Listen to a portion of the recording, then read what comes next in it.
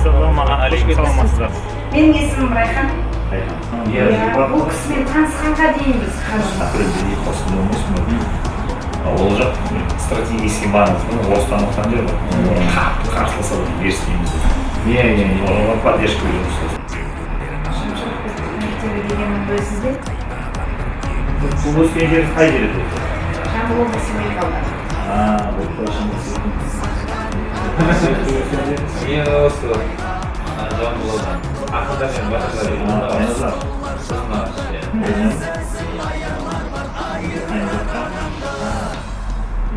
барлығымыздың жиналып отырған мәселеміз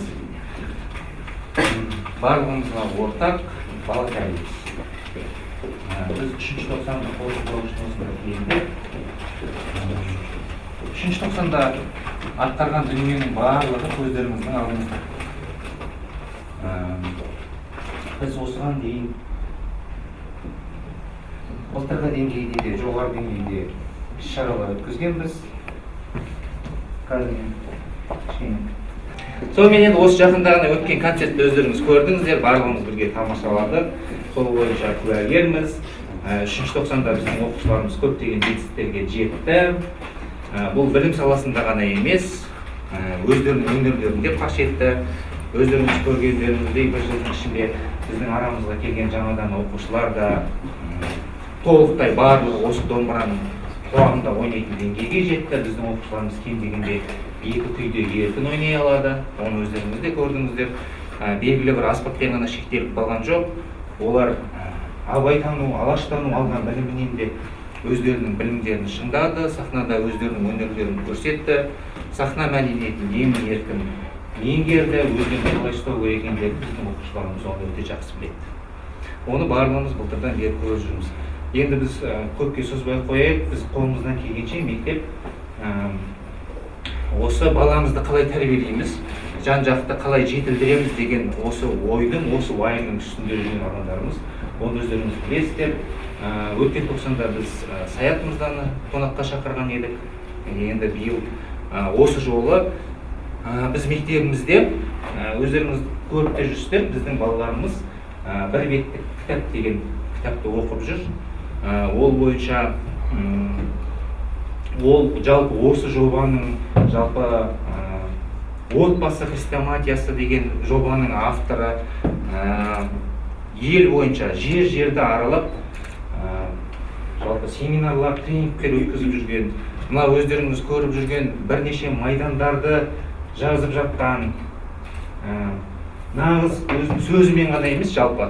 Біз осы күнде патриот деген ұғымды қалай бағалайтынымызды өзіміз анықтап алсақ дейміз. Патриот деген бұл кез келген адам өзінің орнында отырып, немесе тұрып, кеудесін қағып, мен осындаймын, мен мынандаймын, елім жерім сүйем деуі мүмкін. Ал шын мәніндегі іс-әрекеттегі патриот деген мәселе туындап тұр. Сонау 2000 жылдары бастап кеткен біздің арамызда ғалымдарымыз Санжар Керімбай ағай міне бізге қонаққа келіп отыр. Сөз өзіңізден. Санжар ағайымыздың тақырыбы адам болмысында не бар жалпы?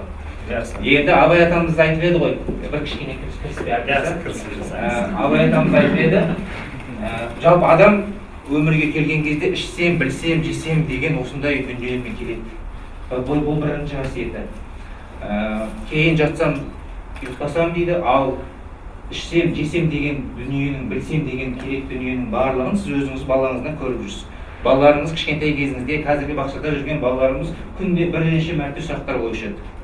Бұл баланың шынайы жаратылысына берген болмыс осындай еді баланың жалпы. Кейін өсе келе бір ортасы әсер етіп, баланың кішкене ойлауы, арай дамуы кішкене өзгеруі мүмкін. Сондықтан да енді осы бір дүниені шынайылығымызды, табиғи болмысымызды, жаратылысымызды қалай сақтап қаламыз, сол таза күйінде ары қарай қалай дамыта аламыз деген мәселелер бойынша. Жақсы. Саламатсыздар ма? Біздің уақытымыз өте тар. Одан кейін бізге қинап шай береді, одан кейін подкаст, одан кейін самолет, одан кейін ақтауға қуылым керек, сосын адайлардың маған өкілдіктағы түйені етін береді. Оны тілмен жеуім керек, ертең забыл бір ақтаудармен сөйлеуім керек. Сондықтан тез жүре берейік. Адам болмысында не бар деген сұрақ сіздер ойлап қалмаңыздар, біздер өздері ойлап тауып алып, мынаны қызықтап жүр екендер. Мынау деген 1835 жылдардан Европадан, Даниядан басталған, содан өсіп бірталай жерге барған. Бірақ біз бұның алдында Советский Союздың құрамында 70 жыл тұрып қалғанымыздағы, ол жақта не болып жатқанын біз білмейміз. Бізді Ленинмен ұра береді. Сыртта не болып жатқанын білмейсің, адам болмысы зерттелмейді, отыра береді. Коммунизм келеді дағы, мә саған 85 жыл бүкіл сыр алғаш болып кетеді. Естеріңізде болса, бәріңіз әкелеріңіздің 84-85 жылдары қалай? Шешелеріңіздің қан ішкен естеріңізде шығар. Бүкіл Қазақстан, бүкіл СССР, бүкіл Россия ішіп кеткен кезде. Содан кейін тұрады тағы ойбай мынау болмайды, қайттан жасаңдар деп Горбачев ана 100 миллион виноға қарсы соғыс ашып 86 жыл Армениямен Грузияда виноның бәрін талқанда, бұл 88 жылы самогон қайнататын оңбағандардың бәрі қанттың бәрін сатып алып болды. 88-89 жылы шешелеріңіз варенья қайнатамай қалған. Көрдіңіз, сол қысымда отырып гүрс етіп 91 жыл құлайды тағыны. Енді мамандар жоқ. Қазақстан бет-бетімен бағып, әр жаққа кетті, сонымен 35 жыл болды. Әлі мамандары жоқ. Не үшін? Себебі бізге гүрс етіп союз құлаған кезде, адам болмысын негізі былай, мына бағытқа жүру керек деп бізге айтып отырады, ол ғалымдар негізінде. Біз тек ғалымдар тыңдап отырмыз керек, сол ғалымдар өздері бір сословие болып отырады, ең көп жалақы соларға төленеді негізінде, теориясы бойынша. Ол бізде болған 46 жылын ашқан қаншаққа, және ол жақсы жұмыс істеп тұрған, жақсы келе жатқан олар. 91 жыл тарс етіп құлайды тағына, олар енді дұрыс жол көрсетейін деп бар мамандар, күші де жетеді, бірақ 93-94 жылы билікті алған Назарбаев алады да оны жабады. Сөйтіп тағы ғалымдар бәрі ақшасыз қалады тағын, олар диплом жазып күн көреді, бет-бетімен кетеді сонымен жайына, оның активтерін бәрін ол семьясын бөліп алады тағын. Оны тек 22 жылға Тоқаев зорға дегенде қайтарып алды, ол жас әлі анау-анан, ішінде мынандай кес-кеске шайқас жүріп отыр. Ғалымдардың бізге жол көрсетіп, жөн сілтейтін әлі өздерінің ішкі шайқастары біткен жоқ. Біз оларға қарауға шамамыз жоқ та жеткенде, олар бізге қарауға. Сонымен біз не істейміз енді? Америкта ұрпақ азып, тозып кетіп баратыр, сен көріп тұрсың оны, ертең бір бәле келейін деп тұр. Жас кезіңдегі балаңа салған инвестицияны қартайғанда сен оның рахатын көрмейсің, ол жайына кетеді деген сөз. Сосын бұны стержені қайда ұстап қалатын деп сұрайсың. Содан біз бұны ізденіп жүрген кезде 2015-16 жылдары біз кітап жазу үшін Түркияға қашып кетеміз. Себебі Қазақстанда той-томадан өліміштім, саған кітап жаздырмайды. Сен күнге бір жиынға шақырып, отказ бере берсең, жексұрын болып кетесің. Бара берсең кітап тоқтайды. Сосын біз кетіп қаламыз. Сосын сол жақта бір Лондонда, Вашингтонда оқып көрген бір түріктің профессорлары көрді де таң қалды. Сендер Қазақстанда туып өсіп мынандай нәрсені өздерің біліп айналысып жүрсіңдер, сонда адам болмысың ба? Иә. Адам сенбейтін оқиға. Давай сендер түркішке үйреніп келді, біз сендерді үйретейік профессионально деді. Мынау деген шанс деп. Оның алдында мен Австрияға барып оқиды, ол бағасы деген сұмдық. Өзім мен жетіп алам ба, мен ойға бара алмаймын. Түркияға өзі су тегін, зыр етмей ойға жетіп алам деп барамын. Мен 45 жасымда мен кішкентай балдармен бір түрік тілін оқимын. 16-17 жасар болдым. Сөйтемін дағы 46 жасымда мен профессордың алдына барып отырамын. Сосын барады да ол түсіндіреді. Былай, өзім Вашингтонда оқып көрген. Экзистенциализм деп аталады, қазір. Адам болмысында не бар деп, инсан барлығы деп айтады оны, адам болмысы деп. Енді қараңыздар фотоға, мына жерде фотода дәл құсты киттей шымшық асырап жатыр ананы. Бұл паразит отыр дейді, соны түсіндіреді. Тоқтай тұр, бұл кукушка, бұл балапан. Мынаның шешесі келіп, мынаның ұясына туғанда, ананың жұмыртқаларын лақтырып жіберген ол. Мына бейшарада жоқ сана сезім, ол инстинктпен отыр. Мына менің балам деп, мына кері қарай қайтарыңыз жаңа. Кері қарай қайтарыңыз. Менің баламда, менің ұямнан шықты, значит, осы жерде өсіп жатыр деп, ол бейшара оны асырап жатыр ана жерден. Қараңыздар енді. Енді осы жерден сұрақ шығады. Біздің баламызға қатысып қарап тұрған мәселе осы жерден табылады енді. Неге деген кезде, мынау мамасына, мына өтірік мамасына, бау басып қалып, өскеннен кейін мама деп екеуі бірге жүру мүмкін ба дейді. Жауабы, жоқ, жүре алмайды екеуі. Өскеннен кейін кукушка өзінің отрядына қосылады, шымшық ойбайлап келесі баласын туып кетеді. Болды, екеуі екі жаққа айырылады. Сұрайды, мынаған бауыр басып екеуі бір-бірінің ішіне кіріп кетпейді мыналар дейді. Себебі екеуінде де табиғатта адамнан басқа тіршілік иесінің бәрінде эссенция болып ұстаған. Программадан қоқпайды, эссенция стержен тұрады. Бұл өзгермейді, бір-бірінен өте алмайды ол. Өтем десе де өте алмайды. Сондықтан да біздің ауылда баяғыда естеріңіз болса кішкентай кезімізде тауық жұмыртқа басып алса барып үйректің жұмыртқасын тастап кетеді, ана бейшара басып шығарып қарасаң астынан үйрек шығып алады, үйрекке кетеді, қаз-қазылық тосып айырылып кете береді. Содан бұл енді күшейіп тағына 19 ғасырға келеді. 17 ғасыр математика ғасыры, 18 ғасыр физика ғасыры, 19 ғасыр биология ғасыры, 20 ғасыр атом ғасыры дейді. 19-ға келген кезде биологтар күшейіп тағына бәрі нәрсенің ядросын ұстап алып үйренеді. Сөйтті, мына селекция жасауға болады деген бұнан асылдандыру деген нәрсе шығады. Мен сіздер қазір көріп жүрген, таможняға барсаңыз, наркотический иттер жүр ғой шекарада. Жоқ ол табиғатта. Табиғатта онда ит жоқ, ол қолдан асылдандырып бір-біріне соғып, ол зоологтар шығарып алған ветеринарлар. Английский аттар да сондай, жоқ табиғатта ондай сұлу аттар. Оны алады да бір-біріне қосып, соғыстырып алып шығады. Немецкий овчарлар да сөйтіп, соғыстырып, селекция жасап, әдемі ит шығарып та сатады сосын сізге. Енді бұлар ойлайды. Адам да сондай болса дейді. Енді қазір қазақ келіншектердің бәрінің арманы. Сондай бір еркектің стержін ұстап алып, соны оқытып қойса, идеальный күйеуім болса деген сияқты. Бірақ сіздер 40-тен кейін жайлап уже үйлеріңіздегі екі дихотомия ажырау, интереске бөліну, қызың басқа жаққа бала ыдырау процесс жүріп жатқан көріп отырсың, фрустрация жүріп жатыр. Бір үйіп отыра алмайсың ғой, әулет болып. Бұл жүріп жатыр деп түсінбей жатыр енді. Сосын бұлар тұрады да, адамның ішінде стержен бар ма жоқ па деп ойланып жатыр еді. Тура сөйтіп адамды, жылқыны, итті асылдандырған сияқты, адамды да асылдандырса бола ма? Супермен жасауға бола ма? Ғылымның күшімен дейді. Уже надан тұлпастардан құтылсақ деп жатыр ғой енді. Үй істейін десең, the forbidden experiment дейді. Адамға эксперимент жасауға тыйым салынған заңмен. Адамға эксперимент жасай алмайсыз, тауыққа, итке, мысыққа жасаған сияқты. Көрдіңіз бе? The story of the wild boy of Averron дейді. Авероннан шыққан жабайы баланың хикаясы, осыған байланысты шыққан енді. Бұл не енді? Бұл жерде оқытады бізге Роберт Чактактың кітабын. Енді ол не болады? Ол мынадан болады. Қараңыздар. Бұрын бұлар естиді. Маугли бар екен. Орманда бір қасқырдың ішінде бір бала өсіпті. Қалай пайда болды, қалай тап болды оған? Адамның ішіндегі адами эссенция өзгермейтін стержен қалып кеткен.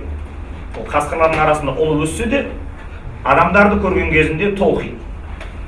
Адам екен есіне түседі, якобы енді, ертегі бойынша. Сөйтіп тағын жылайды ол адамды көріп. Әсерлі қылып жазады да енді оны. Сосын өмірде сондай бола ма, болмай ма енді? Шынымен адам бір айуандардың арасында 15-20 жүріп бір адамдарды көрсе, мен адам екенмін ғой деп келе ме, келмей ме бізге? Егер келетін болса, онда стержен бар деген сөз, әсіресе ұстап алуға болады. Жоқ болса, жоқ значит. Ал оны эксперимент жасайсың жоқ. Бұрын фараонның кезінде жасаған осындай эксперимент, адам ішінде бір нәрсе бар ма жоқ па, бірақ оның академический нелері жоқ, методтар. Сондықтан оның нәтижесінде қате. Енді ғылым қашан пайда болады? Ол Францияда пайда болады. Францияда қалай пайда болады? Ғалымдарды кімдер өсірмейді? Ғылымды постоянно ғылымды талқандайтын кімдер? Ғылымды талқандайтындар монархтар, патшалар. Бұлар биліктің бәрін жайлап, байлықтың бәрін алып алғаннан кейін халықты оятатын ғалымдарды талқандаумен айналысады. Біздегі 94 жылы да ғылым академиясын таратып жіберетін себебі сол. Себебі сіз биліктегі отырған адамдарға ештеңе айта алмауыңыз керек, басыңызды қатып жүруіңіз керексіз сіз. Енді болмайтын нәрсені талқылап отыруыңыз керек. Сондықтан ғалымдар міндетті түрде талқандайды. Ғылымды кім көтереді? Оны буржуйлар көтереді, байлар. Олар не үшін көтереді? Себебі капиталы бар, ол заводы жүргізіп отыр. Сондықтан қазір мысалға мал ұстайтын, фазенді ұстайтын байлар көбейіп кетті, ветеринарларға сұраныс өсті мысалға. Жекеменшік мектептерге көбейді. Мына Ринат сияқты профессионал педагогтарға сұраныс өсті, жекеменшік мектеп таласа бастады мысалға. Ненің арқасында? Мемлекетке керегі жоқ, мұндай директорларына. Үкіметтік мектепке. Кімге керек? Жекеменшік мектепке керек ол. Жекеменшік мектеп содан кәсіп жүргізеді. Сол сияқты Францияда елдің бәрін ығырып жібергеннен кейін патша, мынау қанды ішті құтылайық дейді да, революция болады 1789 жылы. Бәрі жиналып, рационализм күшейіп кеткен. Алады да Людовик 16-ның басын шабады да лақтырып жібереді. Әйел бала шағасынан бәрін қырып жіберді. Сөйтіп тағына болды, біз енді сенің айтқанмен жүрмейміз. Біз кешегі Қазақстан сияқты конституция қабылдаймыз. Конституция қабылдайды тағына теңдік, бостандық, еркіндік, бәрін адам праволарын бәрін бекітеді. Сөйтіп тағына Франция енді надандығынан құтылу керек. Халық 23 миллионнан саны асып кеткен. дворяндар налог төлемейді. Біздің олигархтар сияқты 160. Вообще төлемейді налог, біз төлеп отырмыз. Сергек перейді, Каспийға тоқтаушы штраф келіп жатыр ана жерде. Көрдің, не үшін ана төлейді, біз төлеп жатырмыз. Сол сияқты мыналардың да дворяндар 300 000 семьядан асып кеткен, бір тиын төлемейді. Бар келеді, енді төлейсің енді дейді. Енді не істейді? Халық надан, бәрі қолдыраға, қазір Қазақстанда нағып, біз жиналып алдын, жиналыс жасап отырмыз. Себебі ажырасу екінші орынға барды, суицидтегі 5-ші орында тұр. Қызымды өсіріп жатсың, қызымның сәтімен тұрмысқа шығып, жақсы адаммен үй болып кетуін сен гарантиядан гөрі 80% ай осы қызым қалай болады екен деген үрей сені қазір орындап тұр. Себебі Құдайдың құтты күні ажырасып отырмын, тас тұрсын 21 ай, 2 ай, 3 ай жетпей ажырасам, 56-57%-ге келіп қалмады. Енді басы қатады, не істейміз мынаны? Ол үшін адам зерттеу керек дейді ол. Енді адамды зерттейтін адамтану деген институт ашты Парижде. Наполеонның туған ағасы ма, інісі ма бар, солай ғалым жақсы көреді. Сол ашып береді негізінде. Інісінің авторитетін пайдаланып. Сөйтіп бұлар жиналады сол жерге. Енді бұлар жақсы эксперименттер жасап жатыр. Француздарды тәрбиелеп жатыр. Ағартуға. Сөйтіп жатқан кезінде осы Маугли деген адам жасауға бола ма, болмай ма деген сұрақ тағы шығады. Енді ғалымдар бар, академия бар, Маугли жоқ. Маугли қайдан аласың Францияда. Сөйтіп тұрған кезінде мәсаған дейді да, тура революция біткеннен кейін, 2 жылдан кейін бұлар Аверон деген ауылда жабайы бала тауып, настоящий Маугли қолға түседі. Сөйтсе, қаяқтан туған, қайдан кім туды белгісіз, 14 келген бойында мынадай тыртай бар, алба-жалба шашы өсіп кеткен, үстінен қанарма бір іліп алған бір картош жабайы картошын қазып жеп отыр, огородын тонап жатыр. Ұстап алды да қамап қойды. Ертеңінде әкім келді. Сөйтті, бұл уже Францияның азаматы, бізде конституция бар. Сондықтан бұрынғыдай бұл біреудің заты есептелмейді. Метрика береміз, паспорт береміз, азаматтық береміз, правасын бекітеді. Енді мына жабайы Маугли паспорты бар адам айналады. Енді соған эксперимент жасай алмайсың. Әкесі жоқ болса да конституция бар. Сөйтті дағыны не істеді? Давай бұны интернетқа жіберейік деді. Интернетқа жіберіп, ол жерсінген жоқ, үлкендер, кішілердің бәрі бұлтына жіберіп отыр. Бәрі ығыр болып кетті, құртмазды. Интернеттің директоры алыптарына хат жазды, адамтану институтының директорына. Осылай Маугли керек па сен біз тауып ауылды. Ойбай жібер маған дейді. Барып жібереді. Ол ойлайды, қазір Парижге барады, үлкен қаланы көрген кезде mesmerize, аузы айсыл құлайды. Ештеңе де болмайды. Бала таң қалмайды да, қарны ашып, мияулайды, тамақ береді, той болады, ұйықтай жатады. Уже айуанға, жануарға үйреніп алған, жануар болып. Келді дағыны Сикарға айтты, маған адам шығара аласың ба деді. Мынау давай көрейік деді. Сикар нағым амбициозный болып тұр. Себебі оған дейін Францияда, Парижде құлағы естімегеннің кесірінен тілі шықпай қалған мылқау балдарды мыналар идиот деп, настоящий идиоттардың құрамына қосып жіберіп, бәрі бір интернаттың ішінде жынды мен сау араласып жататын болған. Сикар бүгін Испанияға барады. Қараса бір монах сұлу қызбен бүйтіп саусақпен сөйлесіп тұр ана жерде. Сонда не істеп жатсың деді. Нағыз ғашықпын екеуміз сөйлесіп жатырмыз, өліп баратын махаббаттың отына күйіп жанып. Сонда мынау мылқау ғой дейді, мылқау дейді. Дейді, значит, мылқау болғанмен мынаның ар жағында интеллектуальный бір центр тұр. Мән мағынаны түсініп тұр анау. Тілмен болмаса да саусақпен кетті ишара. Қалай сөйлесіп жатсың дешті, үйреніп алады да. Оны дамытып Парижге алып тағына тәжірибе жасайды. Енді жындыханадағы идиоттардың арасына кіріп өткен рухани адамдар айырып алады да, бөлек оқытады. И точно айландырған 2 жылдың ішінде бұл страшнейший нәтиже көрсетті адамдар сайрайды, қолына сайлағанда. Мына бүкіл әлемдегі саусақпен сөйлейтін бар ма? Соның бәрі мынау бастайды. Сөйтті енді айтады, любой Мауглиңді әкел мен сөйлетіп беремін дейді, уже амбиция күшейеді. Ал Сикар онда мынау саған аманат дейді. Ал ол кезде human nature, nurture, тәрбие ма, табиғат па, адам қай жақтан шығады. Мыналар шығып алып, айтыс тартысып жатыр, enlightenment кезеңі басталды. Мынау линия шықты айтты, бұл адам приматтар атыр, біз маймыл қосып береді мынау. Сендер сояқта жүресіңдер, отрядқа бөлген кезінде. Руссо келді да, бұл маймыл действительно. Бірақ оқытсаң, тәрбиелеп қойсаң, бұл безопасный маймыл деді. Декарт келді айтты, жоқ, біздің ішімізде әуелден я мыслю, существует деді, мынау шықты. Джон Лок келді, жоқ, табылар аса, адам деген ақпарақ сырттан не бересің, ол сол болады деді. Төртеу қырылып жатыр, енді оны тәжірибеде жасау керек енді. Көріп жатыр. Алып келді, берді, бірақ 3 ай 4 айда бұл бүкіл интернеттағы мұғалімдердің бәрін авианың жынды жүреді. Не үшін? Ешқандай реакция жоқ. Үйренбейді да, түсінбейді да, сен не айтып жатсың, оған бәрі почти что сен бұл бөлмеге ит әкеліп оқытып отырған сияқты нәрсе болды. Ал проблема неде? Үлкендерді кішілерін жіберіп отыра береді, туалет жоқ одан. Ол біреу жуып болды оны. Айтады да, андырай, ит болып кетіп, мына адам болыңдар, орманға жіберейік. Тоқта, бұның паспорт бар бәленің, правасы бар бұның конституция бойынша. Соңына 4 ғалымды алып келді, айтты, мынау идиот па жоқ адам ба, тауып берші бізге. Бұлар 5 күн емтихан алып, емтихан деген аты ғана, ол жауап беріп отырған жоқ қой. Өздерінше біреу жасап айтты, мынау ешқандай реакция жоқ, мынаны жіберу керек деді. Енді бір тарап айтты, тоқта, кетпейді бұл орманға деді. Неге? Сенің ғылымың нашар. Ғылым сәл күшейсін. Вот содан кейін бұл адам болады, сондықтан ғылым күшейгенше мына ұстап тұрасыңдар деді. Сөйтіп екі жақ тартысып тұрған кезінде сикара алып қалып тағыны оны емдеуге жап-жас 25 жасар врач Итар келді. Сикара айтып жатыр, осылай ана бала жіберу керек, проблема бар деді. Іштес басқа қарандай жіберейін десе правосы бар, не істейсің, ауада тұрып қалды. Итар айтты, давай маған бер, бұны мен айналысамын деді. Сөйтті дағыны уже 14-15-ге келіп қойған авиаронды Итарға берді. Итар айтты, тоқта деді, бұл әлі сен интеллектісіне бара алмаймыз деді. Біздің қазір көрдіңіз бе, күннен күнге сіз бала шағаңызды қайтесіз қарыңызды білмей, айына 300 мың теңге бел омыртқаны майстыр жіберсе де, жекеменшік мектепке беріп үміттеніп отырғанын, ана жақтағы нашар сабақ беретіндерден гөрі жерге келсе бұл бала өсіп өліп шығады деген үмітіңіз күшті болғаннан кейін келіп тұрсыз. Енді осы жерге әкеліп күшті оқытады деп беріп жатсыз. Мына тұрыпты айтып тұратындар деді. Бұның 500 мүшесінің бәрі орманда жүре беріп, бәрі айнып кеткен. Себебі адам ғана шикі болмыс деп айтылады. Адамды піспеген болмыс деп айтады. Піспеген шала күйінде туа салған дейді. Заброшенный деп айтады. Thrown being дейді ғой бізді ағылшынша. Лақтырып жіберген сен піспеген күйінде. Неге десе, осы жердегі қиындыққа төтеп беріп, адамдардың арасында араласып, сол түсіп, біреудің қайғысы, біреудің шаттығын бөлісіп жүріп, трагедияға соғыс ашып, ұстасып, тіресіп барып, пісіп жетіліп өлуің керексің сен. Готовый күйінде түсетін болса, кімнің жақсы, кімнің жаман екенін айта алмаймыз деп, философтар солай деді. Айтады енді ана жерден. Сосын тұрып тоқтай тұрыңдар деді.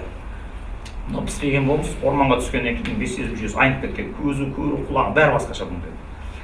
Енді бұның терісі өзгеріп кеткен деді. Біз мысалға күн суыса, жаурап, пішкіріп ауырып қалса, мынау қар жауса, қуған аптағы шешініп түсіп, тұржалап қарға оңайлайды, қасқыр сияқты. Солай көрдің бе, терісінің өзгеріп кеткен бұның. Оны алды дағыны 500 мүшесін кері қайтарамын деді. Бірінші теріден бастайын деді.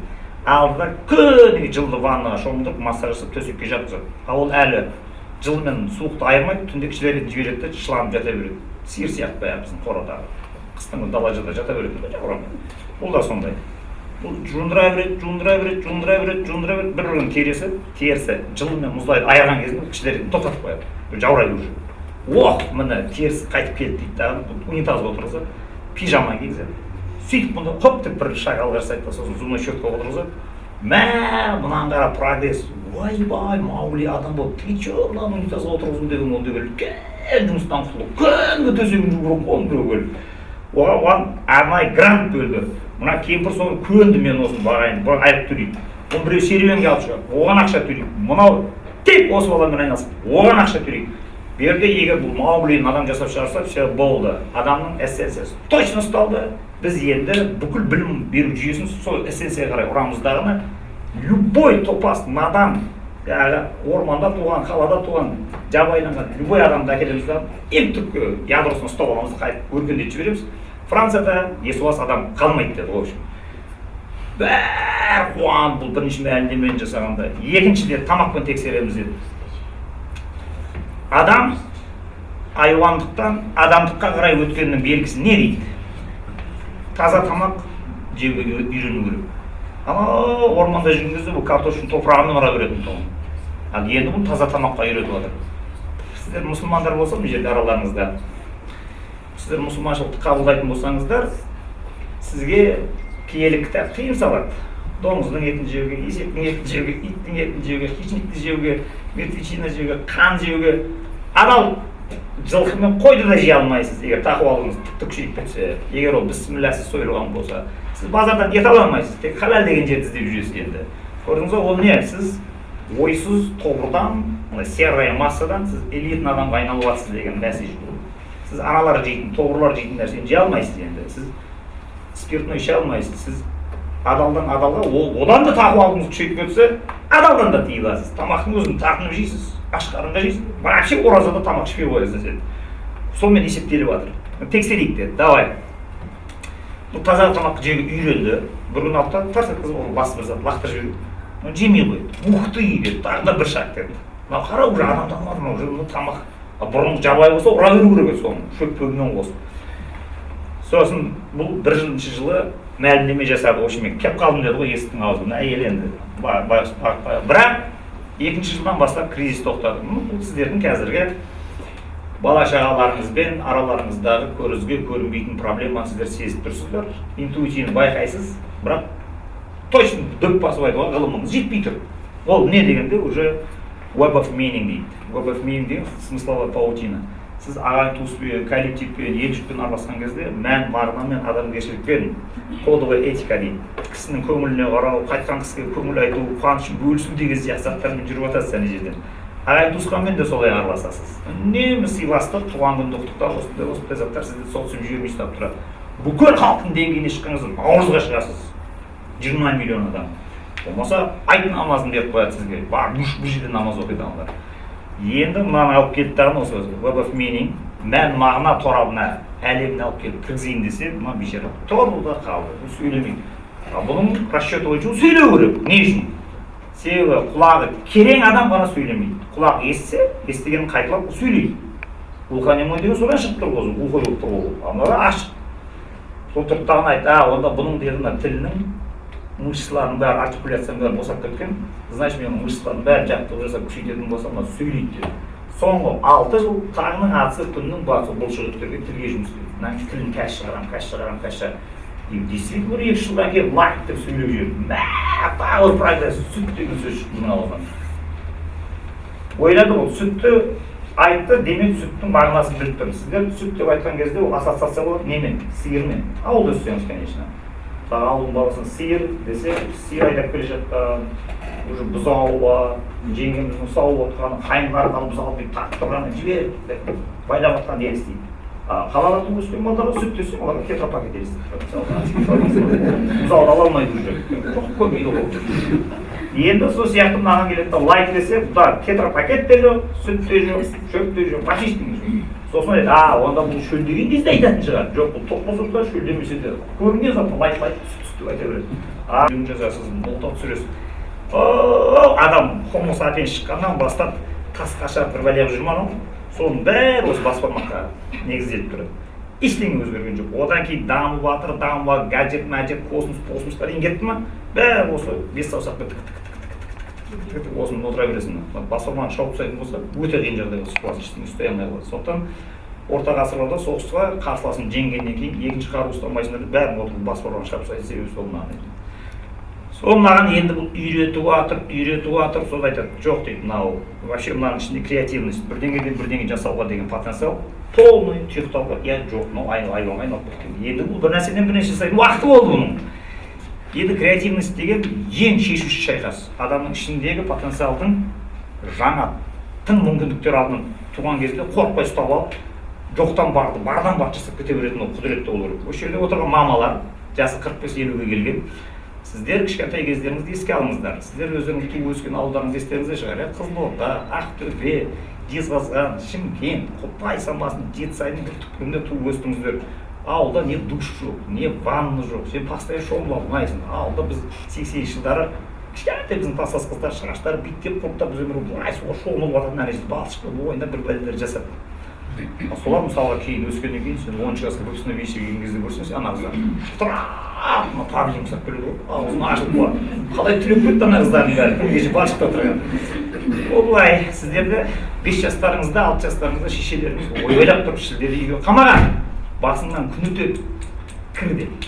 Сен есіктен қамайды, сен тесіктен шығып кетесің да көрші қыздардың бәрін қораның артынан жинап аласың дағыны мына отырған Алматыға келіп, успех жасап, ажырасып кетпей, неше түрлі енесіне төтеп беріп, кіші тар қайынбикелеріне төтеп беріп, кіші тар абысындарына төтеп беріп, бала туып, квартираны вопросы шешіп, айына 300 000 теңге төлеп, баласын жекеменшік мектепке оқытатын уже қабілетті мамаға айналып отырсыз.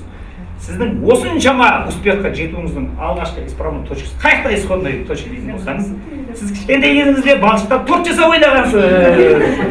Бір-біріңіздің үйіңізде падушкалар отырып алып, арамшөпті турап салат ойнағансыз. Сосын сен шайын қалай екенсіз, мәгаз ойнағансыз, сіздер товар сатқансыздар бір-біріңізге. Сол ішіңіздегі балшықтан торт жасайтын заттар ма, ол актуализация жүріп жатыр.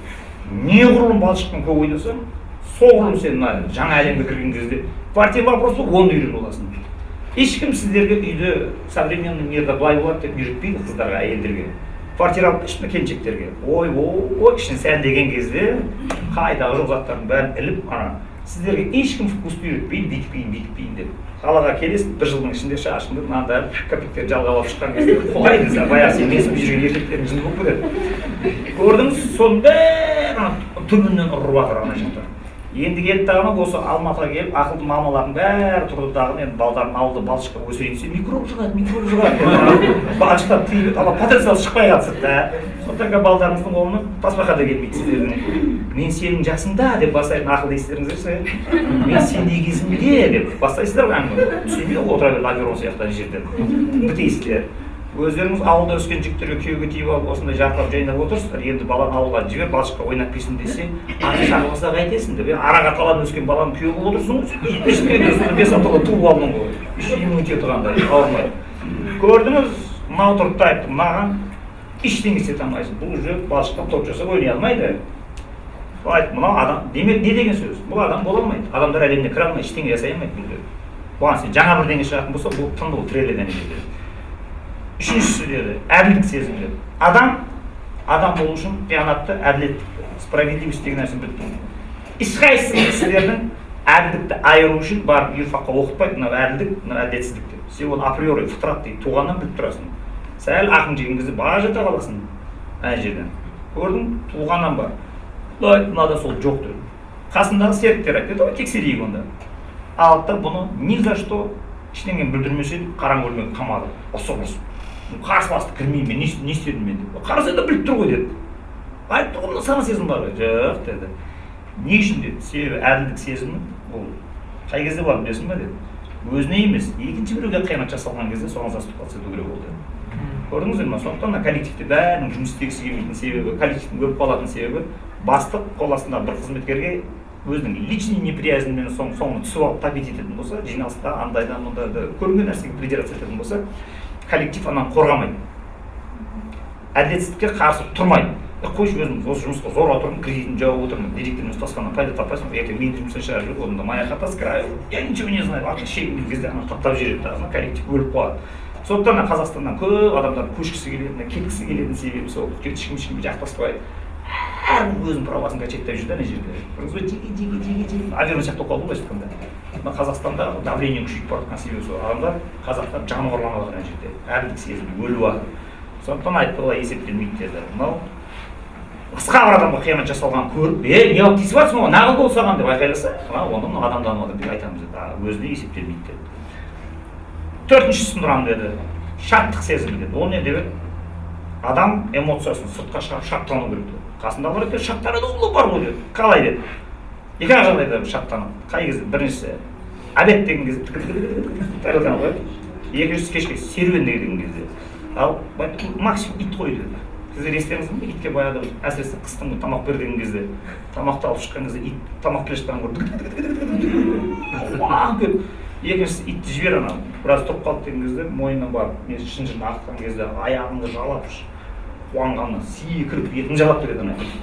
Мынау екі ақ жағдайда шаттанады деді. Обед, ужин, серуен болды, қаламақты. Ал адам болу үшін не істеу керек деді. Тыңдаңыз, сіз өзіңіздің асырап жатқан, өсіріп жатқан қызыңыздың, балаңыздың дұрыс линиямен кетіп бара жатқанын, бұның қартайғанда сізге бақ болатынын, қартайғанда сіз осы балаңыздың саясында дұрыс келін алып, дұрыс өлетініңізді есептеу үшін, траектория дұрыс сызу үшін, сіздің балаңызда басқа біреудің бақытын бөлісе алатын, басқа біреудің қуанышын бөлісе алатын, екінші бір адамның шаттық сезімін өзі де сезіне алатындай жағдайға түсіруіңіз керексіз. Сондықтан қайғыны бөліссе азаяды, қуанышты бөліссе көбейеді деп айтатын себебі сол. Ал Аверонда ол жоқ. Ол ана жерде дәл өзі сияқты бір адам бір қуанышқа кенеліп жатса, ол оны бөлісе алмайды, ана түсінбейді не болып жатқанын. Енді бізде өздеріңізден қалай сезінуге болады? Оны оңай білуге болады. Сіздер құрметті әсіресе еркектерге қатысы жоқ, қыз келіншектерге өте қатысты бар нәрсе бұл. Сіздер не үшін қайта-қайта әулеттің семьяның чатынан шығып кете бересіздер өкпелеп. Оның бір-ақ себебі бар, айтайын ба сіздерге? Сіздің 4-5 абысыныңыз әулетте отырады ана жерде бәрі. Сосын сіздің жаңағы аружаныңыз я болмаса Али Кошыңыз бұл жерден барады да бір олимпиададан таеквондодан 9 болады, математикадан деген жеңіп келеді. Али Кош бұдан да биіктеп бағындыра берсін деп. Соның ішінде не дай бұл бір абысының іштарпын тастап кететін болса, көрмей қалатын болса, или құрайшын жай көңілсіз ғана құтты болсын деп жаза салып соны сезіп қоясыз. Сөйтесің да ана сіздер әйелдердің кекшілдігімен ойнаған екенсіздер. Еркек байқұстар білмейді да соны. Әйелдер бүйтеді. Инстаграмға азында тұрады да баласының қызының жетістігін қойып қояды да жұмысына кетіп қалады. Кешке келгеннен кейін ананы ашады. Астына комментарийлерді оқиды. Сосын анау құпия залға кіреді. Тағы қанша адам кіріп тұр, көріп тұрып, оқып тұрып лайк баспай кетті. Жоғын спис жасайды. Көрсетейін Инстаграм деп. Сөйтіп тағы тарс еткізіп әулеттің чатына шығып кетеді. Ағасында гуут жекесіне шығады. Неғып шығып кетті? Сол ана банкте істейтінге үлкен абысының баласы жеңсі бәрі дейді. Соның гүлдерін алып, ақтөкісін алып шыға келіп, менің балама енгізді. Бүйтіп қалады деп айтады. Элементарный нәрсе. Ананың шаттығын бөліспеу, ана абысының қуанышын бөліспеу, әулетті ыдырат жүректағыз бір-біріңізбен жалғасып өтесіз. Абысын тату болса ат көп деген, ас көп деген түсіңізде көріпсіз әлі жерде. Көрдіңіз, екіншісін қалай білесің деген кезде, мынадан білесің, әсіресе қыз келіншектерде. Сіздердің Инстаграм парақшаларыңызға кіріп көру просто невозможно. Неге? Себебі духовный катаракта дейді, өзінен басқа ешкімді көрмеу. Айналаларыңызда қаншама қуанышты оқиғалар болып отырады, қаншама коллегаларыңыз жеңіске жетіп отырады. Балдары коллективінде сондай. Бір мектеп ана класстағы қуанышты бөліспейді. Сіздердің парақшаларыңызға кіріп қараңыздаршы. Тек қана тойға барып, әдемі бөліп кірпік жалғап түскен кезде бұндай шанс аз болады. Түсе бересіздер, сабақ. Сосын Дубайға, Токиоға бір барған кезіңізде қытырады. Оның галереяны толтырып аласыздар, сосын шетінен сағып отырасың, ауылға кеткен абысыңыздың ішін күйдіру үшін. Анау парақшасын ашып алсын, тойды түсе берген. Көрдіңіз бе? Духовный катаракта. Ана адамның менің осындай коллегам бар, бүгін оның баласы үйленді, или менің осындай коллегам бар, абысының бар, бүгін оның баласы Гарвардқа оқуға түсті, абысының үшін қуаныштымын, менің жиенім деп сіз қоймапсыз деп үйлерге іштарларыңыз, күншілдігіңіз жібермейді ана жерде. Сол тұраққа бұл айтады, 4-шісі бойынша бұл кетті дейді. Сондықтан сіз өзіңізді дұрыс қартаямын, қаттығым келген кезде мен алжымаймын, біреуге салмақ салмаймын, өлетінімді алдын ала сеземін, жуынып шайынып киімдерімді дайындап қоямын деп ақ өлімге дайындала алмайсыз. Жеп тастайды ананың ішіне, бәрін бітеліп қалады. Бітеу болып істеп айтады, закрытый система. Жоқталып қалады, сыртпен сіздің байланысыңыз орнамайды, трансценденция тоқтап істей береді. 5-шісімен рамдер болды. Қайда еді? Мынадан құмарлығын басқаратын система механизм жұмыс істеп тұрған жоқ. Хищниктер әлемінде изнасилование деген нәрсе жоқ. Жолбарыс, арыстан соқырғашына шаппайды любой момент. Олар инстинкт Құдайдың тарапынан басқарылады, табиғаттың тарапынан. Көбейетін кезінде, күйікке түсетін кезде, бір күнге, 2 күнге босатады, сол кезде олар аунап-аунайды, сырт қайта тартып алады, болды, бітті, аунапты, 12 ай, тып-тыныш жүреді еркегі. Ал адамның еркегінде бұл уже проблема. Сіздер әйел жолдастар бізді вообще түсінбейсіңдер. Сіздер бізге оңай деп ойлайсыңдар ма? Адамның еркегі 15 жасынан бастап 24 сағат өзінің құмарлығын, әйел құмарлығын контрольде ұстап, ана қадағалап отырмайтын болса, ауыр кез келген сәтте төгілуі. Сол үшін адамның еркегіне сенім жоқ. Сол үшін сіздер бойжеткен қыздарыңызға купеге билет алмайсыздар, просто плацкартқа алып жібересіздер. Билет сопровождениемен жібересіздер. Такси шақырсаңыз нөмірін жазып алып отырасыз. Ертең не дай ертең бірдеңе болатын болса айтпады деме деп. Кез келген сәтте оқыс оқиға болуы мүмкін. Сол үшін даже тақуа болсаң да саған сенбейді. Сол үшін Лев Толстойдың Отец Сергий деген шығарма сол үшін жазылған. Иван Касацкий келге кетіп қалып, отыр орманда жалғыз отырып дұға жасап, әулиелікке жетіп, елдің барлығы ойбайынан дұғасы қабыл болып табылып отқанда біреуін алып келіп тастап 18 жасар қызын қойнына кіріп кетіп, сосын ауыр айрандай төгіліп, ағын далада қаны өліп қалды сол Касацкий. Соны мынау айтып жатыр енді. Мынада егер бұл нормальный еркек болса, сіздер жігіттер түсінеді. Естеріңізде ме? 9-10 жасқа келген кезде біз проблема тұғымыз мектепте. Не үшін? Ішіңден еркектік қызға деген сұраныс қатты өседі дағына, еркек балдар сұлу қыз көрсе, класста жапырлап отыра алмайды. Өнерін көрсетіп, партаның үстімен секіріп, сайт жасап аяғы сындырып, мұғалімдер постоянно тыйып ұстап отырады ананы. қазір енді не болса соны жеп, сосын гаджет көп пайдаланғаннан кейін еркектердің осы мұсқой характері сола бастады дағыны. Қазір уже бұрынғыдай ғашықтық, романс оқиғалар жоқ, почти что. Қазір менмін деген красавицаң алматымен Астанаға күйеуге өте алмайды. Не үшін? Аналар өліп өшіп жақсы көріп, соңында приключение іздейтін еркек қалмады. Біз оқып жүргенде студент кезінде қыздар ғашық болған жігіттер шыдай алмай екінші, үшінші этажға секіріп аяғын сындырып мазақ болып отыратын тұғын. Қазір бірінші этаждан да секірмейді. Қазір қыздар бұрын біздің кезімізде жігіттер қыздарды ренжітіп аламын, қарамай қояды деп қорқып, соны үйленіп алғанша, соны малай ұқсап жүгіріп жүретін. Қазір керісінше қыздар ана еркекті өкпелетіп аламын ба деп. Қазір сәл қатты сөйлесек, өкпелеп, WhatsApp-та сен блоктап тастайды жігіттерді. Иә, өткенде бір қызға айттым, ойбай тиме дедім, блоктама, тиіп алғанша жүре бер ана кейін. Қашып кетеді ана бәле. Ұстап алады Аверон дедім ғой. Соған маған айтып отқан себебі мынау. Аверонда настоящий адам сияқты өзінің құмарлығын өзі басқа контроль жасап отыратын. Адамның абыройы еркегі қалай өседі? Некелескен заңды әйеліне ғана сезімін босатып қалған кезде тас еткізіп құмарлығын тежеп отыратын болса, оның абыройы асқақтайды.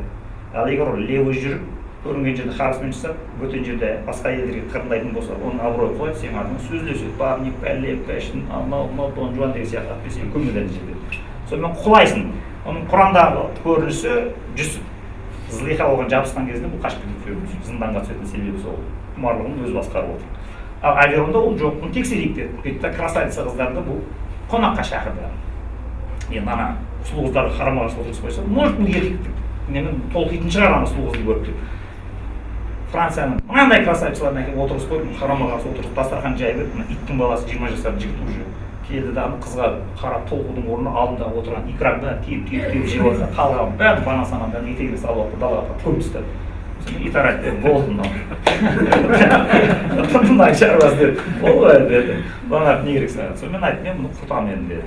Сөйтті дағы 7 жылдан кейін бұны қайтарды. Бірақ ана бауыр басып қалған әйел баламдай болып кетті, мен алайшы деді. Мақұл деп оны берді, бұл бала сияқты асырап алды. Точно иттің жасына келген кезде қартайып өлді 40 жасында. Итар 67-те өлді, 67 жасқа шейін бұл бір мәселе мазалады. Құлағы естісе де нақты сөйлемейді. Болды ғой, мен бұның бүкіл несін бәрін, артикуляциясын бәрін патологқа жеткіздім ғой. Енді қақсау керек бұл. Сөйлемейді бала. Сонымен бұл сыры ашылмай кетті. Енді ол не болады? Сөйтті ағыны ғылым дамиды, позитивизм күшейеді. Енді Европаның халқы бұрынғыдай аңыз, әфсана, даналық, метафораға сенбейтін ауруға ұшырайды. Сөйтті ағыны көзбен көрсем, қолмен ұстасам ғана сенем дейтін эмпирикаға келеді ағыны чартып алады. Сөйтті адамның ішінде эссенция бар ма, жоқ па деген бұрын шикі болмыз, заброшенный деген философтар, әулиелер айтып жүрген, пайғамбарлар айтып жүрген метафоралар қабылдамаймыз. Ол әдемі айтылған сөз, бірақ факті емес, факті көрсетті. Онда эксперимент жасау керек. Жасайын десе, запрещенный. Енді не істейміз? Адамға жасай алмайсың оны. Келлог айтты, онда былай жасайын деді. Адамды айуанға саламаймыз ғой, иә деді. Айуанды алып келейік онда үйге деді. Оның шимпанзенің правасы жоқ қой конституция бойынша, иә. Зоопарктың директорымен келісті де 6 айлық шимпанзенің үйіне алып келді. Оған пәленбай $1000 бөлді грант. Әйел екеуі шимпанзенің баласынан адам жасау керек еді. Егер ода эссенция жоқ болатын болса, адам тәрбиелі болса, табула раса болса, жаңағыдай аппақ парақ болатын болса, мартышканың жаңағы шимпанзенің аппақ парағының ішкі эссенциясына адами тәрбиені жазамыз, ол адамға айналады деді. Онда дәрвиндік дұрыс болып шығады. Давай деді. Сөйтіп оны алып келді, оны азан шақырып Гуа деп аты әдемі ат берді оған. Оны жуындырып, шайындырып, бетін тазартып, киіндіріп қойды оны. сөйтіп оның қасына іш пыспасын деп өзінің Дональд деген 9 айлық баласын қосты. Енді екеуі бірге ойнап, бірге жүріңдер деді тағы. Екеуі бірдей киіндірді, бетіне мәпеледі, жазу, сызу, мектеп, доп, ойын, тамақ, вилка, қасық бәрі бірдей қылды. Сөйтті дағы ал енді экспериментті жүргізіп отырды дағы. Гуа міне адам болып қалды. Гуа міне сөйлейді. Гуа міне жазады деп отқан кезде әйелі тревогаға тоқтатыңдар мына эксперимент. Неге деп ол уақытта уже баласы маймылға айналып кетті. Сонымен де мынау деген болмайды, катастрофа. Ана басында әйел сезіп қойды негізінде, мына что-то маймылдар күйеуі, ой, сен қатын не білесің, шашы нақыл қысқа, ля-ля-ля деп қой бермеді, сөйтіп бір-екі айтып вообще маймылданып кетті. Сонымен жапты, гранттың бәрін құртты, қаяқтан келді сол жаққа барып зоопаркқа апарып тастады. Сөйтті дағы қазір, бірақ бұл бәрібір эксперимент трагедиямен аяқталды. Не үшін? Себебі Дональд 20 жасқа келген кезде біз білмейміз. Ішіне шынымен осы маймылдың эссенциясы өтіп кетті, қорланды ма, о жағын ана бұрылдай береді, ол өзін өзі асып өтіп тастады. Сонымен енді мынаны қалай We көруге took болады? Carlo was a renowned psychologist. He wanted to study the differences between monkeys Дауысы and тағы humans. шығамын. He experimented with his own child, resulting in a twisted outcome. He got his wife involved in his research. At first, the plan was to welcome a baby monkey and teach them to behave like a person. He never thought that his son would be negatively affected by it. That's how Так, баласын көрдіңіздер ол жағы ойнап отқан. Әдемі сүп сүйкімді, ол бала өртіп қалсын. Сонымен болды деді, точно белгілі болды деді. Адамда готовый эссенция жоқ, пустой сосуд. Маймылда эссенция бар, ол бітеу болмыз. Сондықтан анаға шимпанзеге сен ештеңе жаза алмайсың. Ал шимпанзе саған точно жазады. Адам табула раса болды. Чистый бумага адам болып шықты. Значит, өтіп кететін жаққа деді. Ух ты деді. Осы жерден бастап уже сіздер ата-ана ретінде балаңызды туылғанда мектепке келгенге дейін оның пустой сосуд екенін чистый бумага езіп біліп тұрасыздар. Енді гәп анаға не құямыз болып тұр ғой енді. Құятын затты таба алмай жатыр ғой. Сіздерге қазір енді іште не жазамыз деп, бәріміз английский язык деп айқайлайды тұрсыздар ғой. Тұра тұрыңыздар ғой, английский язык қайда? we took Carlo was a Келесінен қалай шығарған міне? Енді 72-ші жыл болды, ғылым дамыды, нейробиология шықты, адамдар сканер жасай бастады, мидың ішін қопара бастады, микроскоптың линзасы қалыңдады. Сол кезде баяғы итардың Аверон нақ сөйлемей кетті анау. Деген мәселе қайттан көтерілді. Сөйлеп ол Мауглиге қайын болған. Мауглиді қайдан табамыз енді? Ормандан біреу ұстап алуың керексің ғой. Сөйтіп жүрген кезде 72-ші жыл Лос-Анджелесте Маугли табылды. Қалай болды өзі? Соңға бір пособие толтыруға бір әйел келді. Қасында ауру қызы бар. Екеуі сөйлесті, документ торлап кетті. Сонда қызметкерге бұл ұнаған жоқ. Алтта полицияға телефон соқты, пәлен адрестен бір әйел келді. Что-то баласы ұнамайды ананы. Bir türlü yandı hoş bence şey. Bu tekserin işte. Politsiya қару жарағын астын үйін бұзып жарап кіріп, точно үстінен түсті. Барса бір жынды қолында мылтығы бар отыр. Ал есіктің алдынан бөлме тұр, бөліп. Есікті сындырып кірді. Кірсе ішінде 15 жасар қыз отыр. Қолын арқанға байлап қойған. 15 жыл оны отырғаннан. Мына байлаулы отыр. Сөйтсе бұл 2 жасында әкесі шизофрениямен ауырып, телевизор көріп отқанда қыз жылаған. Кино көрсетпеді, мына апарда байлап қой деген. Апарып байлаған. Содан шығармайсың деген. 3 мезгіл тамақ береді, ана сол жерде 15 жыл сол жерде горшокқа отырады, отыра алмайды ол әшіп қоқ қоңы. Тістерінің бәрі өспей қалған, қатты тамақ жемегеннен, жүрмегеннен жамбас сүйектерінің бәрін жабысып, айнып, ақырын бәрі деформация болып кеткен анан. Содан барса урод бір инвалид қыз болды, маус өсін. Сосын тревога басталып, ана өзі әкесі аты өліп қалып, шешесін соттан бір бәле қылып, Джейн деп ат берді, бұны қойды. Американың бүкіл мамандарын жинастырды, мына қайтқан адамға айналдырыңдар деді. Гимнастика жасатты, анау физиологиясы келді, анаусы келді, біреу аяғын шығарды, біреу дантистерге тісін өсірді, брикет салды, шашын өсірді, прическа салды, красавица жасады. Әртүрлі ойынға алып келді оны. Бірақ бәрі тура оқиға айына қатесіз қайталанды. Бұл да Аверон сияқты мән мағына әлеміне кірген жоқ. Сөйлей алмайды, бұл ағылшынша ары кетсе бір 50-60 сөз жаттады, бірақ оны бір-біріне сөздерді мән мағынаны байланыстырып сөйлей алмайды. Вообще түсінбейді мына мән мағына әлемді. Біреудің көңіліне қарау, ана қыз қайтыс болды, ол көңілден бетер, туған күн құттықтайық. Не праздник болып жатыр, вообще ештеңе жақпайды ол бәрібір әлем. Сонымен тұрды дағына неге бұлай болды дейді дағына бұлар алады дағына миына кетеді, бірақ енді сіздер одан бұны көру керек, ойбай. Шығаш дауыс. Отырмаймын мен. Бақылап тұрмын. Мынау бейшара қыз танымын.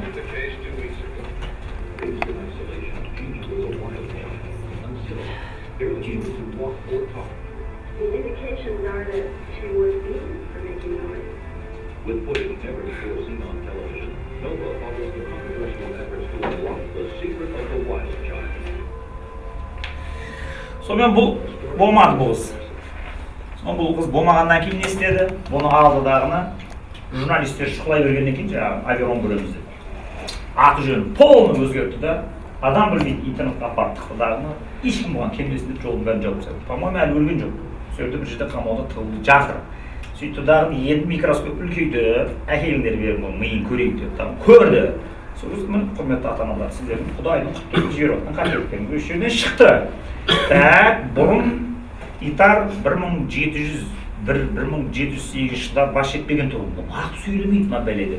А ол байда 1861-де барып жерден шықты. Ол міне көрдіңіздер ме? Брокколи аймағы деген. Мына сол жақ көзінің астында кішкентай зонада извинение бар мынандай. Ол грамматикаға жауап береді. Сіз қазақша, орысша сөйлеген кезде барыс септік, жас септік, өткен шақ, келер шақ, қош шақ, оқиға тық ана етістерді ауыстырып қойып отыратын өшерде жүріп жатыр менің ішінде.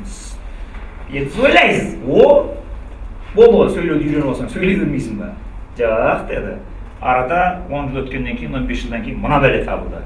Бұны Верник деген немістің ғалымы тапты. Оказывается, смысловая паутина берді. Сол жақ құлағының астында, самайдың астында мән мағынаны қабылдайтын екінші бір зона шықты. Сондықтан сіздер туылғаннан бастап шырыр туылма балаңызға тек қана мән мағынасы бар ғибратты, өнегелі, өсиетті сөздерді ғана айтасыз. Ол бесік жыр деп айтылады.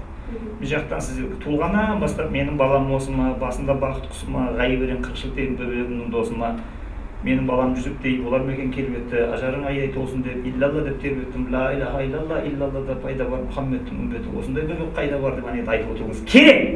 Бірақ соны айтпайсыз ғой енді. Сіз телевизорды қосып қойсыз, телефон ля-ля-ляға кетесіз ғой.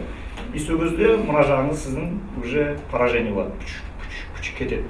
Мына бұрынғы ғалымдардың бәрі гигант болып шығады. Бар ғылым бар, қоқырап. Себебі мына 5 жасқа шейін толтырып тастайды. Сама, мақ, тақпақ, қуылмаш. 3-4 жастарыңызда естеріңізде ма, қолдарыңыз жайып қойып, әпшелеріңіз, мына жерде май шығар, мына жерде құрт шығар, мына жерде қанша, мына жерде соған шықылықтап күлетін бердің, сол сені дамытып жатыр ана жерден. Ал ол кейін алды да, қойшы, қуылмашта тұрған не бар?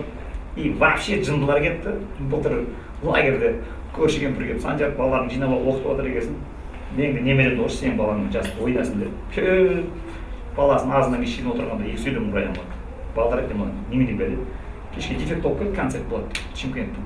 69 жылға келеді, оқыттым. Қарап тұрды, ана бала цифрлық дизайн ғой, қақта білдіңіз деп, күніге маған 20-30 келеді.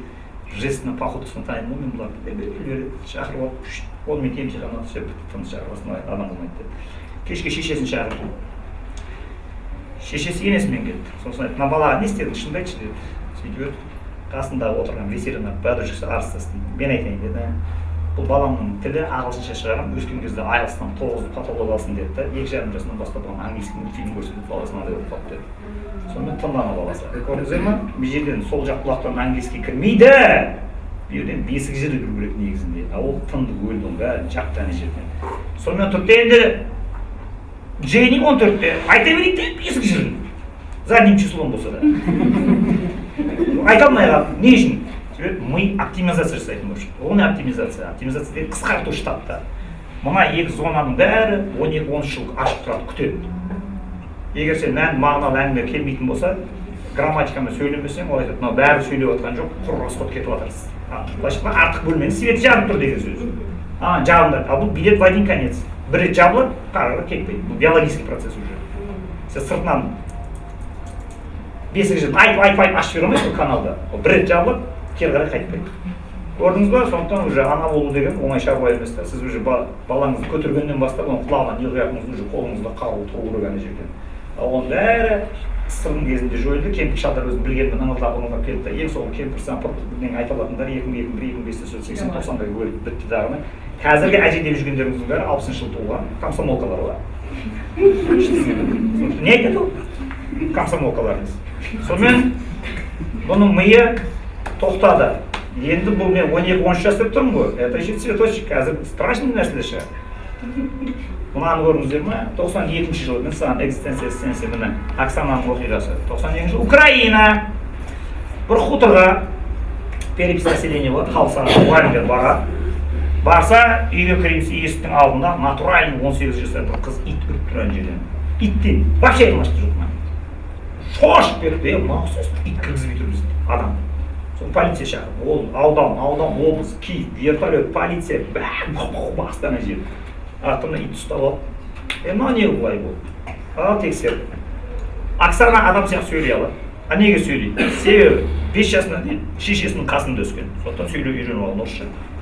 5 жасында әке бір алғаш бір өтті ауылға, анау любовь. Екеуі январдың бір күн жаңа жылда тойда ішеді. Енді ойнап күлейін десем, мына қыз бешет етіп отыр. Мына қызды қуып жүрші, қан ішіп қойды. араққа тойып алады да қарға лақтырып жібереді. Ал еңбектеп бара жатқан иттің ұясына кіріп береді. Ит бұның бауырына басады да тамағын бөліседі. Одан кейін 10 жыл бұл итпен өмір сүреді. Сөйтіп 5 жылға дейін сөйлеген адамның эссенциясы бар, адамша сөйлей алады, мән-мағына. Мына жағынан кейінгісі уже ішіне өтіп кетті маған. Сөйтті дағы еді мынаның ішіндегі итті ұрып шығарыңдар деді оған. Какой-то пысқан шыққан. Бұған максимум тамақты первый, второй, третий бөліп ішуді басында бәрі ит сияқты тостаққа төңкеріп жіберіп тілмен жейтін тоқта. Тоқта ана жеке-жеке ішесің. Сосын вилка, қасық, тостақ, туалет, зубной щетка, пижам бәрін қайтадан үйретіп шықты бұған. Соны қазір адамдар әлеміне кіре алмайды. Атпағатын ферма бір жерде аттарға жем береді. 69 жылы ма сондай әйел ғой где-то үлкен болып кеткен. Әлі күнге дейін апасының қатты жақында болмайды. Ашуланып кетсе ит сияқты қауып алды. Көрейік енді ана.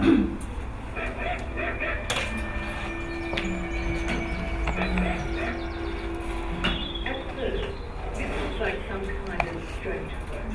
Ukrainian girl, Oksana Malaya, running, jumping, eating and barking, just like a dog.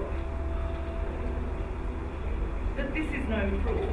Oksana's behaviour is the result of the most cruel childhood neglect. Her parents were alcoholics, and one night, too drunk to care, they left their infant daughter outside in the cold. Looking for warmth, Oksana crawled into the farm camp. Curling up with the mongrel dog, probably safe to love. Тоқтай тұрыңыздар енді.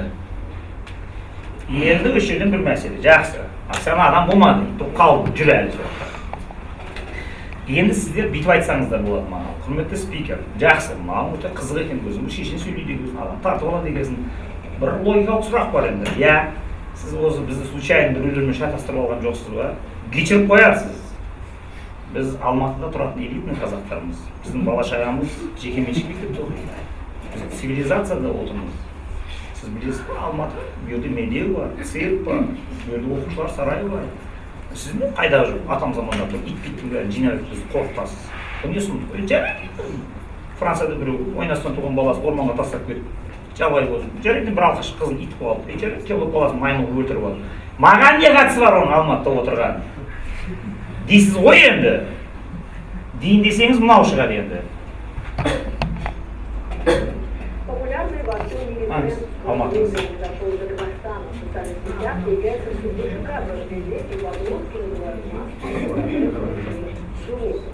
Психологи на такое увлечение смотрят с опаской, по их словам, что забава может перерасти в образ жизни и даже привести к травмам. Данный Ермак продолжит.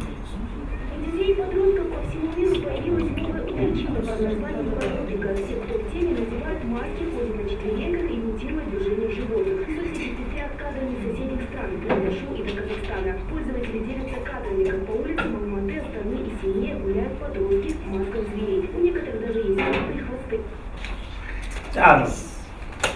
Мынау міне сіздердің әлдеқандай қылып отырған Астанаңыз бен Алматы. Мынау мәдени ошақ, өте ең мықты специалисттер жиналған вуз, Америкаға жол ашатын қалада отырмыз. Біздің мүмкіндіктеріміз зор басқалармен салыстырғанда деп отқан Алматыңызды квадр отырып жібереді. Бұрын орманға тастап итке кететін болса, үйіңізде отырып айналып кетесіз. Не үшін? Себебі сіздің қолыңызда баланың эссенциясын қалыптастыратын трансценденттік құндылықтар жоқ. Сіз дәстүрден бас тартқан, қазақшылықтан бас тартқан, сіз ағылшын тіліне табынған, ағылшын тілінің құдіретіне бас иген, тізе бүккен сынған қазақсыз. Сондықтан сіз қазақша музыка, жыр, ән, тақпақ, саңама, қолмаш көрсеңіз, бүйтіп тұрасыз. Түкке керек жоқ, отставада естімін. Аталарский, казахпайский бүйтіп тұрасыздар ма? Английский, британский школа, да-да, десе. Ал кешіріп қоярсыз, британский Оксфорд-Моксфордтан бәрі афера нешейін. Сол жақта Оксфорд деген бренд болып кеткен атауды алып алады да, сол жерде 4-5 жаңағы предприимчивый ағылшынның жігіттері келеді да, біз Оксфордский сертификат береміз деп, сол жерде педагогтар келеді да, ақшаңды опырып алып кетеді. Сенің қазақша эссенцияң мәдени құндылықтарың саған өлсе салмақ, ол білмейді да, қайсын салады. Сондықтан сіздер баламды қазақшаға бердім, балам қазақша оқып жатыр дейсіз ғой. Оның ішіндегі мәңгілікке қатысты сұрақтардың бәрі жауапсыз қалды. Көрдіңіз, шынды білмей ойласаң сен ең алдымен жанды біл, ең керекті үш сұрақ біл. Жан құлағын қой бұрап, келдім қайдан, не істесем пайдам, өлгеннен соң не боламын, мен деген жан ақылайынан жоғаламын, сол үшін деген сұраққа сіздер жауап бермей қойдыңыздар, и ортада пустота пайда болды. Оны сол үшін мен бағана айтпадым. 17 ғасыр математика ғасыры, 18 ғасыр, физика ғасыры, 19 ғасыр, биология ғасыры, 20 ғасыр, атом ғасыры дейді, 21 ғасырда эпоха пустоты деп атайды. The Age of Nothing деген кітапты 12 жылы Питер Уотсон жазды. Сосын ол орыстар 22 жылы эпоха пустоты деп сөзбе-сөз мынандай кірпіштей кітап. Құдайды өлтірдік деп жариялағаннан бастап Европа қандай деңгейге дейін азғындап кетті, артқа қарай сырғанап. Соның бәрін қолдан жасалған философтардың өндіргендерін бәрін тоқтата алмадым мынаны дейді, адамның айну процесін. Ойбай деп шыңғырады, сосын біз оны аламыз да қуыс кеуде деген қазақша вариантын жазамыз. Бізде мынаның бәрі неден басталды дейтін болсам, 1938 жылы Плащукиннің ашаршылығынан басталды. Мәсаған деп ашаршылықтың бір ұрған кезде осы көкірегі құндылыққа толып тұрған неше түрлі шешен, абыз, ишан, қария, сорларының бәрі бір жылда 2,5 миллион кіріп тастайды мәсағанды. Сосын 37-те атап әкелді. Сосын оны 41-ші Месрукке апарып салды. Дым қоймайды. Сөйтті орыс оқумен 64 жылдан бастап 750 мектепті жабады тағына құндылықтың бәрін тұншықтырып сен 91-ге алып келеді. 91-ге келесін дағына бүк деп сайы зулайды. Деген кезде қарасаң ақша жоқ. Бәрі пойыздың ішінде пойызды пісте сатып, киім сатып кетті ана жерде. 2004-2005 жылы зорға дегенде Қазақстанға ақша қайтып келді, экономика реттелген кезінде жаңа культура пайда болды Алматыда. Ол евро ремонт деп аталады. Естеріңізде ме? Застекленный балкон деген ескі советский кәдімгідей бәрін сындырып жарыстыңыздар ма, арсындарыңызбен итальянский кәдімгі жарыстырып, ақша, энергия салып жатсың, салып мықты балдарың өсіп отыр, фускеуден. И бір күн барсаң дихотомия. Анау ана жақта, сен мынау жақта, ешкіммен әңгіме жараспайды. Кетті. Конференция. Популярный түр. Енді мына қызықты қараңыздар. Мен жарды 12 жас деп аттым ғой. Кеше конституция қалды. Бұндай керемет конституция әлемде жоқ. Давай, кім конституцияны қолдайды, соларды, кім конституцияны жамандайды, соларды отырғызын деп қырып жатыр ма? Енді сол конституцияны жайында айтып жатыр мынау. Бұны айтып жатқан қандай нәрсе? Кішкентай бала өзінің правасын қорғай алмайды ғой енді. Мынау дамыған елдердің бәрі соны ескеріп дейді. Баланың өнегелі әңгіме тыңдайтын правасын конституцияның ішіне кіргізіп тастаған дейді. 3 жасынан бастап, 4 жасынан бастап ана құюға міндетсің. Айтып жатырсың оны қазір. Знаете, это большое упущение, то, что у нас Конституция не предусмотрена предоставление дошкольного образования. Британские школы, у них учеба с 4 лет начинается. Французские школы, у них учеба на официальном государственном уровне утверждена с 3 лет. То есть, 3 года это самый такой важный период. С 3 до 5 это самый важный период. Это период, когда мозг ребенка именно до 5 лет базальное ядро в мозгу, оно активировано. Что это означает? Это означает, что он как губка все впитывает, но он может это впитывать даже в фоновом режиме. И самое интересное, после 5 лет это как бы окошко прикрывается. После 5 лет, чтобы обучить ребенка, нужна уже концентрация внимания. То есть уже вы должны это смотивировать так, создать такую среду, чтобы он увлеченно мог. Но это не то, что искусственный. Алда, напсыздар, ойбай Европаға күшті, ойбай на Франция, ой. Кішкентай баланың есті әңгіме тыңдауға деген дұрыс. Ана конституцияға кіргізіп қоясың, ана жерде айтуым керексің сен. Көрдіңіз, сіз енді балаңызды цифровой аутизммен сөйтіп ауыртатын болсаңыз, сіз соқтайды, мына правасын сен талқандайсың. Көрдіңіз бе? Қалай жасап жатыр. Так, мен бағана 12 жаста жабады дедім оны, миды, мынау алды вообще 5-ке түсірді. Осылана уже қанша жылға кешіккенімізді, уже қандай білместік кеткенімізді, мамандардың жоқтығынан қаншама атаны тентіріп кетті мысалға. Енді мына еврей ақын тыңдайық. Бұл да бірден айтып қояды өзінше.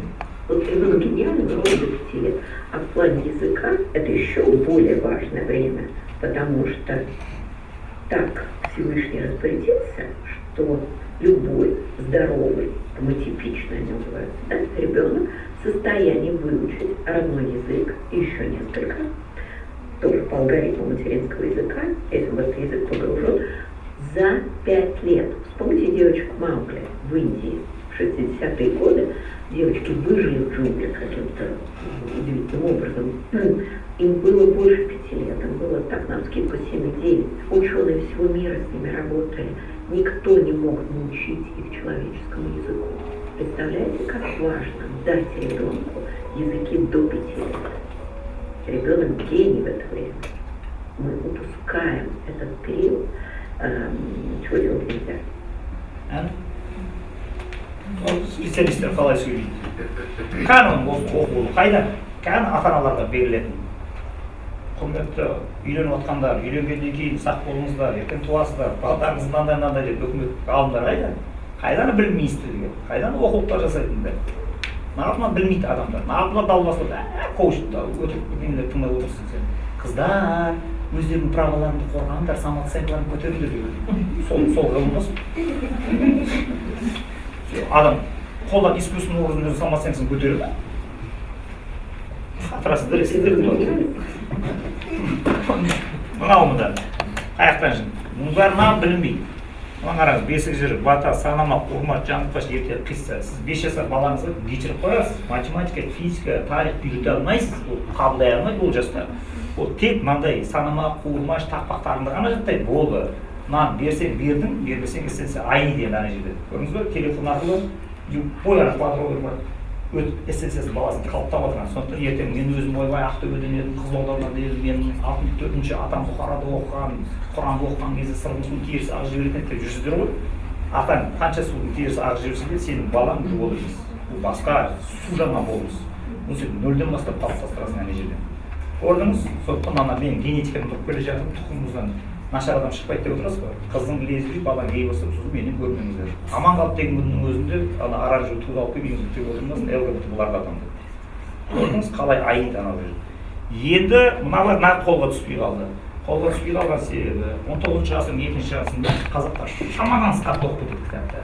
Қатты оқып кеткен себебі Қазан қаласында бастау машинасы шығады. Соны пайдаланып қорғамалар бәрі барады, татарларға ақша төлейді деп кітаптың бәрін бастыра келеді, Қазақстанға қарап жібереді. Сосын бұдан шошиып та кетіп, қатты оқып жатыр. Скоро бұлар уже гимназияға оқуға рұқсат беріп жатыр ғой. Айтады, мына өте ұлтшыл шетінен зерек мына бәлелер, ана офицерлер хат жазып жатыр. Мына қазақтар, не істейміз дейді, бұлардың ана духын оятатын кітаптарын бәрін оқып батасын айтып. Сөйтіп 1885 жылы Санкт-Петербургта жиналыс болады. Главное управление по делам печати деген контора құрады тағы, Смирнов деген шовинист отырғызып. Мақсат біреу қазақтарға бұл кітаптарды оқып берсе. Ол келеді, қағаздың бағасын қымбаттатады, әр келген қолжазбаны бірінші тексереді, 100 кітаптың 10-ы ғана шығады, тек безопасындарын жібермейді. Ләйл-мәжнүн деген қыз жібек, мұңдызарлық деген сияқты, ал енді сияр шәрі, қиссасүләмбия, мың сұрақ деген сияқты пайғамбарлармен өлгенмен қатысты ахуал қиямет бәрін бастайды, тоқтатып әңгіме. Бірақ бұл контрабанданың шүйкі. Қазақтар ақша тартылуы көп. Бұл кезде орталық Қазақстан отырған әсіресе Арғынның байларында, Қыпшақтың байларында жылқы 5-7 жылға еді. Бір кітапты басып шығып, бір-ақ жылқы. Түк емес, 5 жылқы бар, бір кітап шығарып алып, қаптың ішіне, жемнің арасына, құмның арасына, күріштің арасына кітаптар салып береді, таратыға береді. Уақытта жүріп кетеді. Мынау тоқтатамай ақтап кітап хат жазып жатыр бұлар. Уже 4 тараптан кіреді. Уфадан кіреді, Қазаннан кіреді, біреу Ақтаудан кіреді, через Иран, Каспий арқылы Түркменстан, сосын Ауғанстан арқылы төменнен Өзбекстан, Термезден кіреді кітаптар, үшіншісі Қашқардан, Қытайдан кіреді. Оның бәрін бұлар фильтр қояды, бірақ ол бәрі өтіп кетеді ана жерде. Бәрін бүкіл 500 түйе кіреді, бәрін қарым мақтап отырды. Сонымен үшін қатты оқып кетеді да, 19 жасының аяғында уже авторский книги появились, уже абай жасай бастады, уже роялдың сәлін жасай бастады. Мыналар топастыламыз деп отырсақ, мыналар уже кітап жазып отырсыздар, оқып отырады енді. И Міржақ Дулатовша қойған қазақты. Одан кейін шәкәрім шығады. Мынау тоқтату невозможно, геноцид ұйымдастырылды. 1905 жылы бізді ноғайлар сияқты жоюға жоспар бар. Бірақ тура сол русско-японский война басталып кетті, Алина Сошкеда олар жеңіліп контрибуция түріп қайтып келеді. Россияның ішкі саясатында революционный настрой пайда болды. Листовкалар таратылады, қазағымды қояды, тоқтады, мыналармен қан жексен болып өздерін атып атырады, пытырлады. 14 жылы бас демейді Николай бірінші дүниелік соғыс кетеді тағына, 16 жылы июнь жарығының мәсірін Амангелді өлтіріледі. Оның Қарақин атап келіп отқан кезде революция болады. Бұқ патшаның өзі биіктен тайып басын шауып Ленинге отырады. Ленин 24-ті өледі, 25-те Сталин келеді да, ісім қазақтармен болсын дейді. В общем, өйткені көп кеткен қазақтар. Шамадан тыс оқыта берген. Сосын тұраттарына Голощекинмен келіседі да, 1905 жылғы өтуге тиіс. Геноцидті 32 ұйымдастырады. Пыр жібереді, ат еді ілінбей қалғандарын. Ата мясорубка салындар дейді, 40 күнде кетеді. Момышұлы сияқты тірі келгенде тірі келеді, қалғандар өліп кетті соның ішінде. Екі адам қайтып кетеді. Біріншісі осы неге мясорубка түспейді. Біреуі Қаныш Сәтпаев, екіншісі Мұхтар Әуезов. Сол екеуі тұрады да айтады, давай басынан бастайық. Войнаны кітап шығарады. Давай дейді, бұлар 41-де эвакуациямен Москва мен Ленинградтың ерлері бір Алматыға жайғасады. Соның бәрін Қаныш Сәтпаев ноқта сонда сыныптың кабинетіне кіреді да айтады, академиктерді бір үйге екі адамды түсірмейсің. Әрқайсысын жеке үй бересің, сосын қыста жаурамайтын бұларға көмірмен сексеуіл түсіп бересің. Қалғанда үйде ыстық болсын дейді. Болды дейді да, бұл жағдайын жасайды, үй берді, ыстық ғылым академиясы президенті Комаров береді. Оның жағдайын жасап сәтті олар бәрін асырап бағып шақалатып шығарып да 46-шы бір жылдан кейін бараттағаны мен ғылым академиясына шығын Алматыдан маған рұқсат берді. Ана бәрі Сәтбаевтың нанын жеп болған, шайын ішкен, амал жоқ Комаровтың қатын тұрады да, Қаныш Имантаевичтің талай етін жеген қол қой анаға дейді. Қояды. Сонымен Қаныш Имантаевичтің залатта мәсағаты тәндетін бүгін үстінен соғады да, 46-шы жыл 1-ші шілдеде оның открытиесі болған кезде ең бірінші академияның билетін әуезов деп көреді оң жағын. Оның жұмысы қазақ әдебиетімен айналысты. Именно осы құндылықтар сақталасын алды. Сол жағында екінші билетті Ахмет Жуаповқа береді. И сол үшін Сәтбаевтың үстінен 15 жыл арыз үзілмейтін себебі сол. Мынау Алашордашы Сәтбаев түрмеге отырып келеді 3 жыл. Ол судья емес бар адам. Негізі болмайды. Ал мынаның туған ағасы осы жерде шығарып тастаған. Өзінің туған ағасын алып тастаған. Сонымен үшеуі кіреді давай деп кітап шығарады да, Воронежден келген тарихшы Бекмахановты алып 46 жыл қорғатып, тарих институтының директоры отырғызып қояды. Төртеу болады. Бейсенбай Кенжебаев көреді. И газ бас келе жатқан кезде оқулықтың бәрі шақалатылар, Сәбит Мұхановтар бәрі.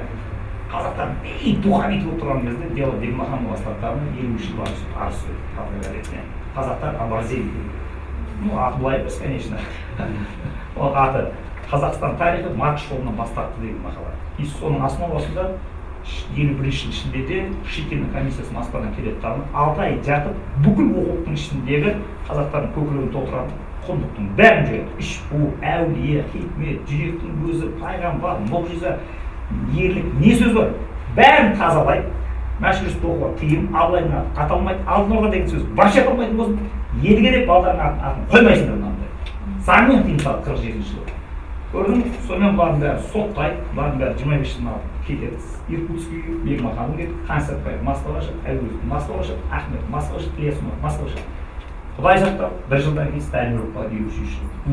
Сосын Бай Залбайсов басталады тағы, Хрущевтің жеңеді әнежейдің бәрін.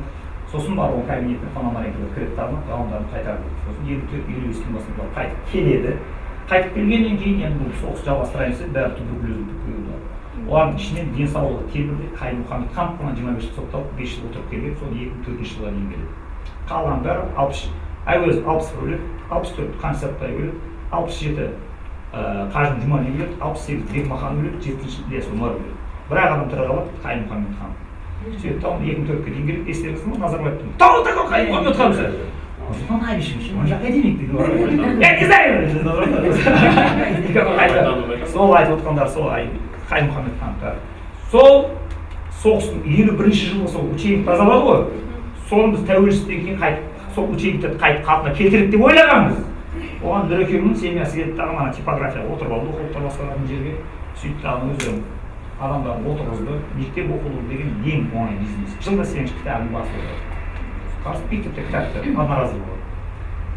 Сіз баяғы 80 жылдардағы кітап, былтыр кітап қайта алмайсыз ба біз? Жаңадан береді. Ақшаның астында бөлу бар. И ішін бәрі тазалайды. Қазақтардың басылатын себебі сол үшін сіздер орыс мектебіне барсашы балам үшін істеуге болады. Қазақ мектебінде басылып қалады деп айтасыз ғой. Басылып қалады деп алып дұқты көтеретін сөздерді 50-ші тазалап тастаған. Көтеріле алмайсыз әнде.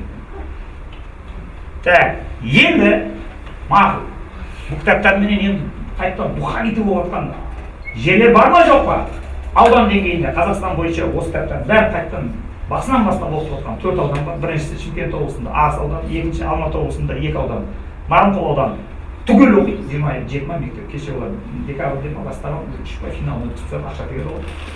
Сосын Қарасай ауданы өткен 18 мектеп жарысты. Олар өте жақсы келе жатыр. Районға шықса.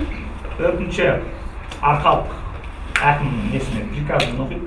5-ші Жаңаөзен. Жаңаөзенде қалада, ауданда түгел оқиды. Ертең мен бүгін түнде шаң бақтырған, ал оның приказымен бүкіл Маңғыстау оқиды енді. Сосын Орал 15-іне барам ба, Орал ұрады енді. Ақтөбе онсыз да кіріп келе жатыр. Ал бірінші орында Ақтөбе қаласы, Ақтөбе облысы келе жатыр. Уже алғанда лекке ілмейді. Так, сосын Семей жақсы келе жатыр. Ең артта қалып кеткен Түрік қалалар бірінші Өскемен, екінші Қостанай, үшінші Көкшетау, төртінші Тараз. Тараз ақша деймін. Мынау енді мынау Батыс Қазақстан.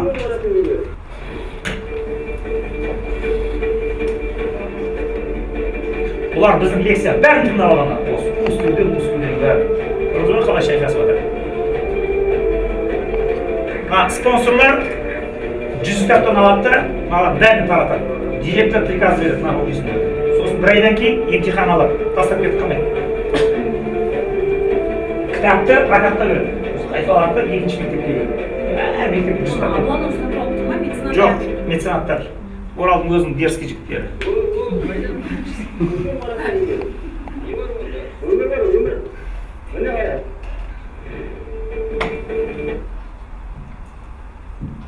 Мынау мына. Өмір бақи баяғыз өсіп жүрген бұл бешері. Мына аудандары. Бұлар орысынан да, ағылшынынан да безіп кеткен адамдар ғой. Жабайып тұрмын бұлар.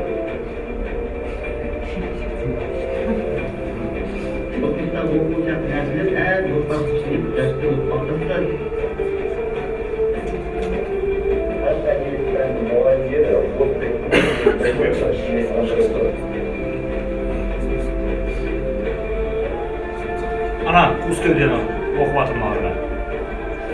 Эпоха пустоты деген. Мына Казгудың исфагын бітірген ме, филфагын бітірген өте сауатты маман мына жігіт. Оралдық. Олай тұрған себебі Сәтбаевтың кітабын шығармай қояды Центральный комитет. 76 жыл өтіп жүрген 74 жылы. Содан кейін ол медеу сәрсекет, семейдің кісі. Москва бараттан ЖЗЛ-мен шығармай ма?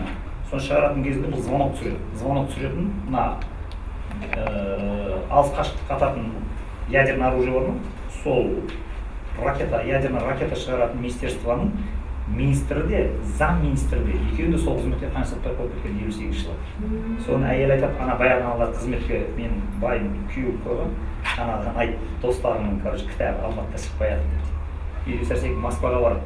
Сосын отырады, не болды дейді, осындай кім ЖЗЛ ма дейді, былай дейді. Сәтбаев дуы шығатын болсын дейді, бейнесінде жүреді ЖЗЛ-мен қазақша кітап жоқ, Сәтбаев тұрады. Бірден кітап жоқ, 80 жыл Москвада 100 мың тиражбен шығады. Сол кітапты алғаннан кейін Сәтбаев ана сәрсекет министрге барады, Славский деген. Ол Славскийді Сәтбаев татылы дос болып өзіне сіңіріп алғандағына өле-өлгенше Қазақстанның экономикасын жұмыс істетіп қойған. Ол тяжело емес мынандай. Ақтаудағы не бар ма? Суды тұштатын реактор, соны орнатып тастайды. Алматыдағы ядерный физика не бар ма?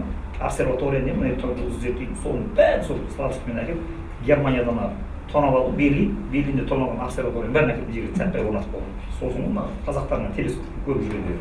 Сөйтіп дағына Өскемен қаласы бар ма? Өскемендегі заводтың бәрі сол Славскийге соқтырып қойды.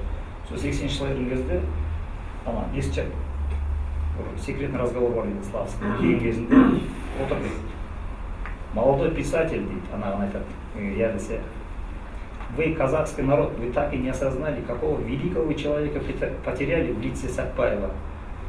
Но я уверен, его время обязательно наступит. Это, скорее всего, произойдет в 21 веке. Вот смотри, 21 век будет веком қанша Сәтбаева сол айтқан. Ана же Сәтбаев қайт, бәрін қоқ құрсын, сол сияқты баламыз тәрбиелемесе, мына иттің балалары бәрін бүлдірді. Ертең балаларымыз мына космополитті өсіп жатыр ғой, қатын алып алғаннан кейін пішті өсіне тағын айтты. Сіздер ойлап жүрсіздер ғой, ертең баламды оқытып болған жұмысқа тұрғызбаймын, Америкада қап-қап ақша жіберіп, мен саяхаттап Вьетнамда құрбақа жеймін. Жей алмапсыздар сіз оны. Так.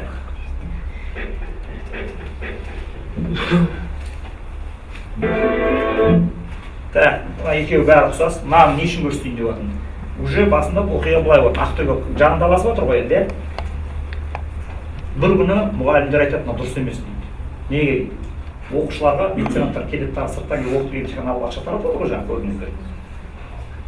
8-ші, 9-ші, 10-ші жастың балаларын бәрі Қаныш Сәтбаевпен Өзбек ағайын бәрін Жұмабек Тәшенов оқып алады.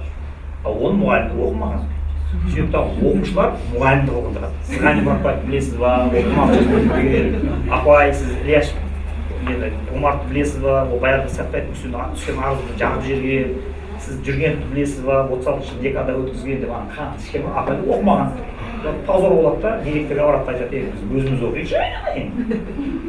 Соларды масқаралық біттік, мақұл дейді дағы, енді Ақтөбе мектептерінің бәріне жаппай мұғалімдер кетті енді. Қараңыздар, Пускеуден мұғалімдер қалай шайқасып. Бұлардың өзін толтыру керек.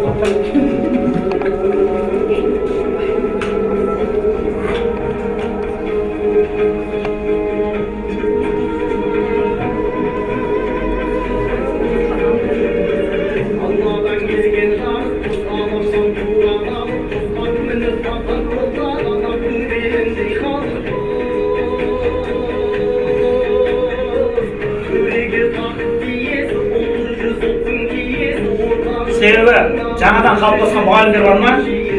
Біреу не сәтпайды оқымаған, білмейді, не өздері айтып алмайды, не тәшек білмейді. Сабақ отырмайды әнші. Өздері ғана қойды ғой. Кішкентай баласы ойнап отыр. Ана.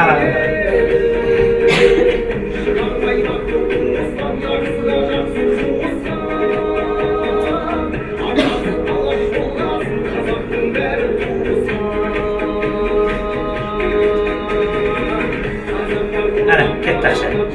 Motivatsiya.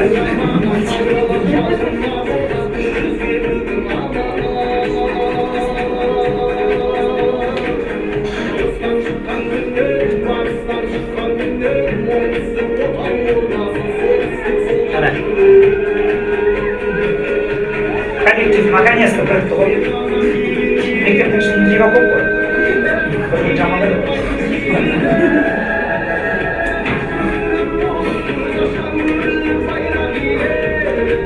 Ақтөбеде осылай 95 мектеп оқиды. Скоро ең сапалы қазақтар, қайттан еттілі қазақтар Ақтөбеден шығады. Сосын Нарынқолдан шығады, оқып жатыр ғой. Сондықтан сіздерге осы бастан дайындала беріңіздер. Қыздарыңызды Ақтөбеге ұзатасыздар. Сол жақтан келін аласыздар. Сол жақтан құда болуға албандармен, әлімдермен құда болуға дайындала беріңіздер. Түсініңіздер ме? Жаңа мен айтқан 4 қала бар, ақта қаланың сол жақтан қапасына қыздарыңызды ұйықтап жүрмесін екен. В общем, Ақтөбенің қыздарын қалымалы өседі. Енді мен кішкентай кезінен бастап, мынандай қиссамен өсіріңдер, традиция қайта, қаныш осылай 12 жасына шейін өсіп қисса тыңдап өскен, өзі 10 жасына шейін тыңдап өскен, Қаныш Сәтбаев бар, первый академиеңіз 12 жасқа шейін вообще мектеп көрмеген адам бар. Молданың алдында отырған Әбдірахман деген. Сосын 12 жасында әкесінің туған ағасының баласы бар, Әбдірахман Сәтбаев деген. Сол Павлодардан келеді, мына балам бер орыс жоқтан деп Имантай жылаған. Жаңағы сүйікті балам еді, кішкентай еді, Құдайдан тілеп алған. Екінші әйелінен түнеп туған баласы ол әулиенің басына. Соған әкесінің жылағанына қоймай Павлодарға алып барып барақтарын айландырған 2,5 жылдың ішінде орысша үйреніп алып, мектептің бәрін қиратып, бүкіл сабағын тексеріп тастайды. Сосын білім жетпейді маған, аздық етіп, оны мәслихат семейге оқытып, 3 жылда қошақ-пашақ шығарып, қайтып келіп соттап жүрген жерімен тау киіп Томскіге барады дағы, үстіне мынандай тымақ киіп алып, емтиханға кірген, математикадан емтихан тапсырамын деп, биолог болған. Өзінің Шумилов деген академик көріп, мынау что за качели, мынау отыр ма мына жерде, ойбай, жаңағы профессор бұл деген мықты қазақ қазір көресіз дейді, берген есебін бәрін пот соғып шығарып тастайды. Сөйтіп бұл соны 4 жылда аяқтап, қайтып келеді дағы, көрсетемесіңдер деп қырғатта қопарып ол жерін бәрін, оны кітапты өздеріңіз оқып аласыздар. Енді осы методпен кетеміз дейміз ғой. Сөйтемін мен 6 жасар баламды отырғызып қоямын дағы, үйретемін. Тілін көрейік. Қандай қисса айтасың? Есімі қалай Бақастан. Қандай кітаптан айтасың? Альбина кітабы. Алғиса басқа. Бір әңгіме бар, Алла Тағала бүйтіп айтады. Не депті? Алла Тағала адамдар бізге орын береді дейді. Бәрі қоршап алды дейді. Содан кейін Алла Тағала Қорасына кірсе не қылады деген? қорасына кірсе бизнесте болсады. Енді бірінші жасқа барып жатқан кезі. Енді мен өсіп істесем, свет жағасаңыз. Молдардың ата-аналардың бәрі жатып алып жылайды. Ой-бай, мына баланы улады. Ой-бай, мына балаға Алла деп айтып қойды. Мына бала ертең діни фанатик болып кететін болды. Бұл қиял болып кететін болды. Бұл бейшара математика оқи алмай қалды. Бұл бейшара английский. Мынау өлтірді ғой мына баланы. Мына ескі Санжар деген ит екен ғой деп соққан маған. Көреміз тұрасыз. Қаныш Сәтбаевтың эксперименті, Имантайдың эксперименті ұтама, жоқ сенің жаңағы английский ұтама. Көреміз сен космополит балаң қайға барады деген деп. Соның арада 10 жыл өтті. Соның бұл бала 15-ке келді. Енді 15-ке келді. Астана қаласы. Дауыс бар осы. Көрдіңіз ме? 7 миллион 200 теңге грант.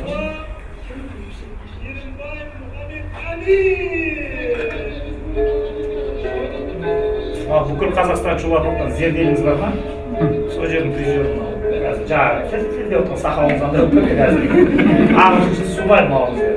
Сонымен оқытпайды, өздері оқитындар.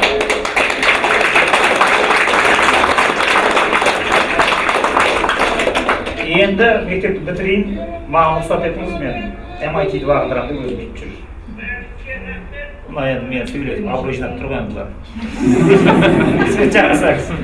Ama енді кішкентай 9 жасар бұны, бұлар жылда жазда каникулға шығады ғой. Эссенциялардың бәрін құндылықпен қалыптастыру үшін бұлардың бәрін ауылға Қарашаңыраққа чемпионатқа қуамыз. Сөйтіп келеді дағы бұлар бәрі осы жерде бұларға бала шағама 13 жасқа толғанға дейін салынып, орысша оқуға салынып, фанатичный английскийден заниматься етуге тыйым салынған. Уақыттың бәрі көкіректі құндылыққа толтыруға жұмсайсың. Сен сәтті несін көріп отырып қой, 12 жасында бар әлем түрге жүрді ғой. Сол сияқты бұлар келеді, келген кезде бірінші шмон болады. Бәрін телефондан тартып аласың да, көршіге апарып шифонерше тығып тастайды, өйткені лом болғанда кейбіреулер іздейді. Содан бұлар 3 күннен кейін адам көргенде үйреніп, бұл жерде живой общение болу керек, тақпақ жаттау керек, бата жаттау керек, көңіл айту анауынан бәрін үйренесіздер. Қазір сіздер кішкентай кезде орысша білсек өлмейміздер, бүкіл күшіңіз соны салып жасың 45 келген кезде айналада кісі өледі тағына. Бар, көңіл айт, Құран оқы дей ма? Сол кезде модерн қазақтар Алла тағала басын салфет қойып отырасыз ба? Ол да ештеңке емес. Байқамай құда болып қаласыз бір күн жасыңыз келіп. Алға төрге шығып, асқа бата бер өйде. Коммунистер тілек айтып кетесіздер ма? Сол машқараның бәрі андай 8-9 жасында сен үйретіп келетін болады. Сен есейгеннен кейін үйрене алмайсың оны. Таңертең үште береді. Оңай емес жаттау керек. Сонымен сіздің қарттығыңыз сәтсіздікке қарай кетеді. Енді сіз лақтым деп ойнайды тоқыды шықпет. Сіз енді биологияның заңына қарсы күресесіз дағыны, өзіңіз жаспын деп көрсетіп шоқи киіп аласыз. Бетіңізге әжімдерді тартып тұрасыз, болтек тұрасыз. Табиғи түрде қартай алмайсыз. Көрдіңіз, страшно. Школада 40-летиепен арнайы болады, келмей болады сол. Енді бұл баланы тыңдайық, балғазір, бата береді сіздерге. Сөйле. Дауыс шықпайды ма қызым?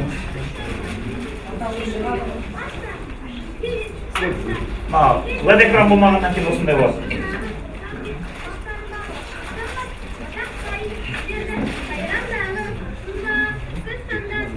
Астанада оқытып болады. Бұрын гитарда бірақ әдерім болған. Менде 120 сот болады. Алматы мен Астанада отырғанмын бәрі. Ауылдан келген 4 адам бар жүрді.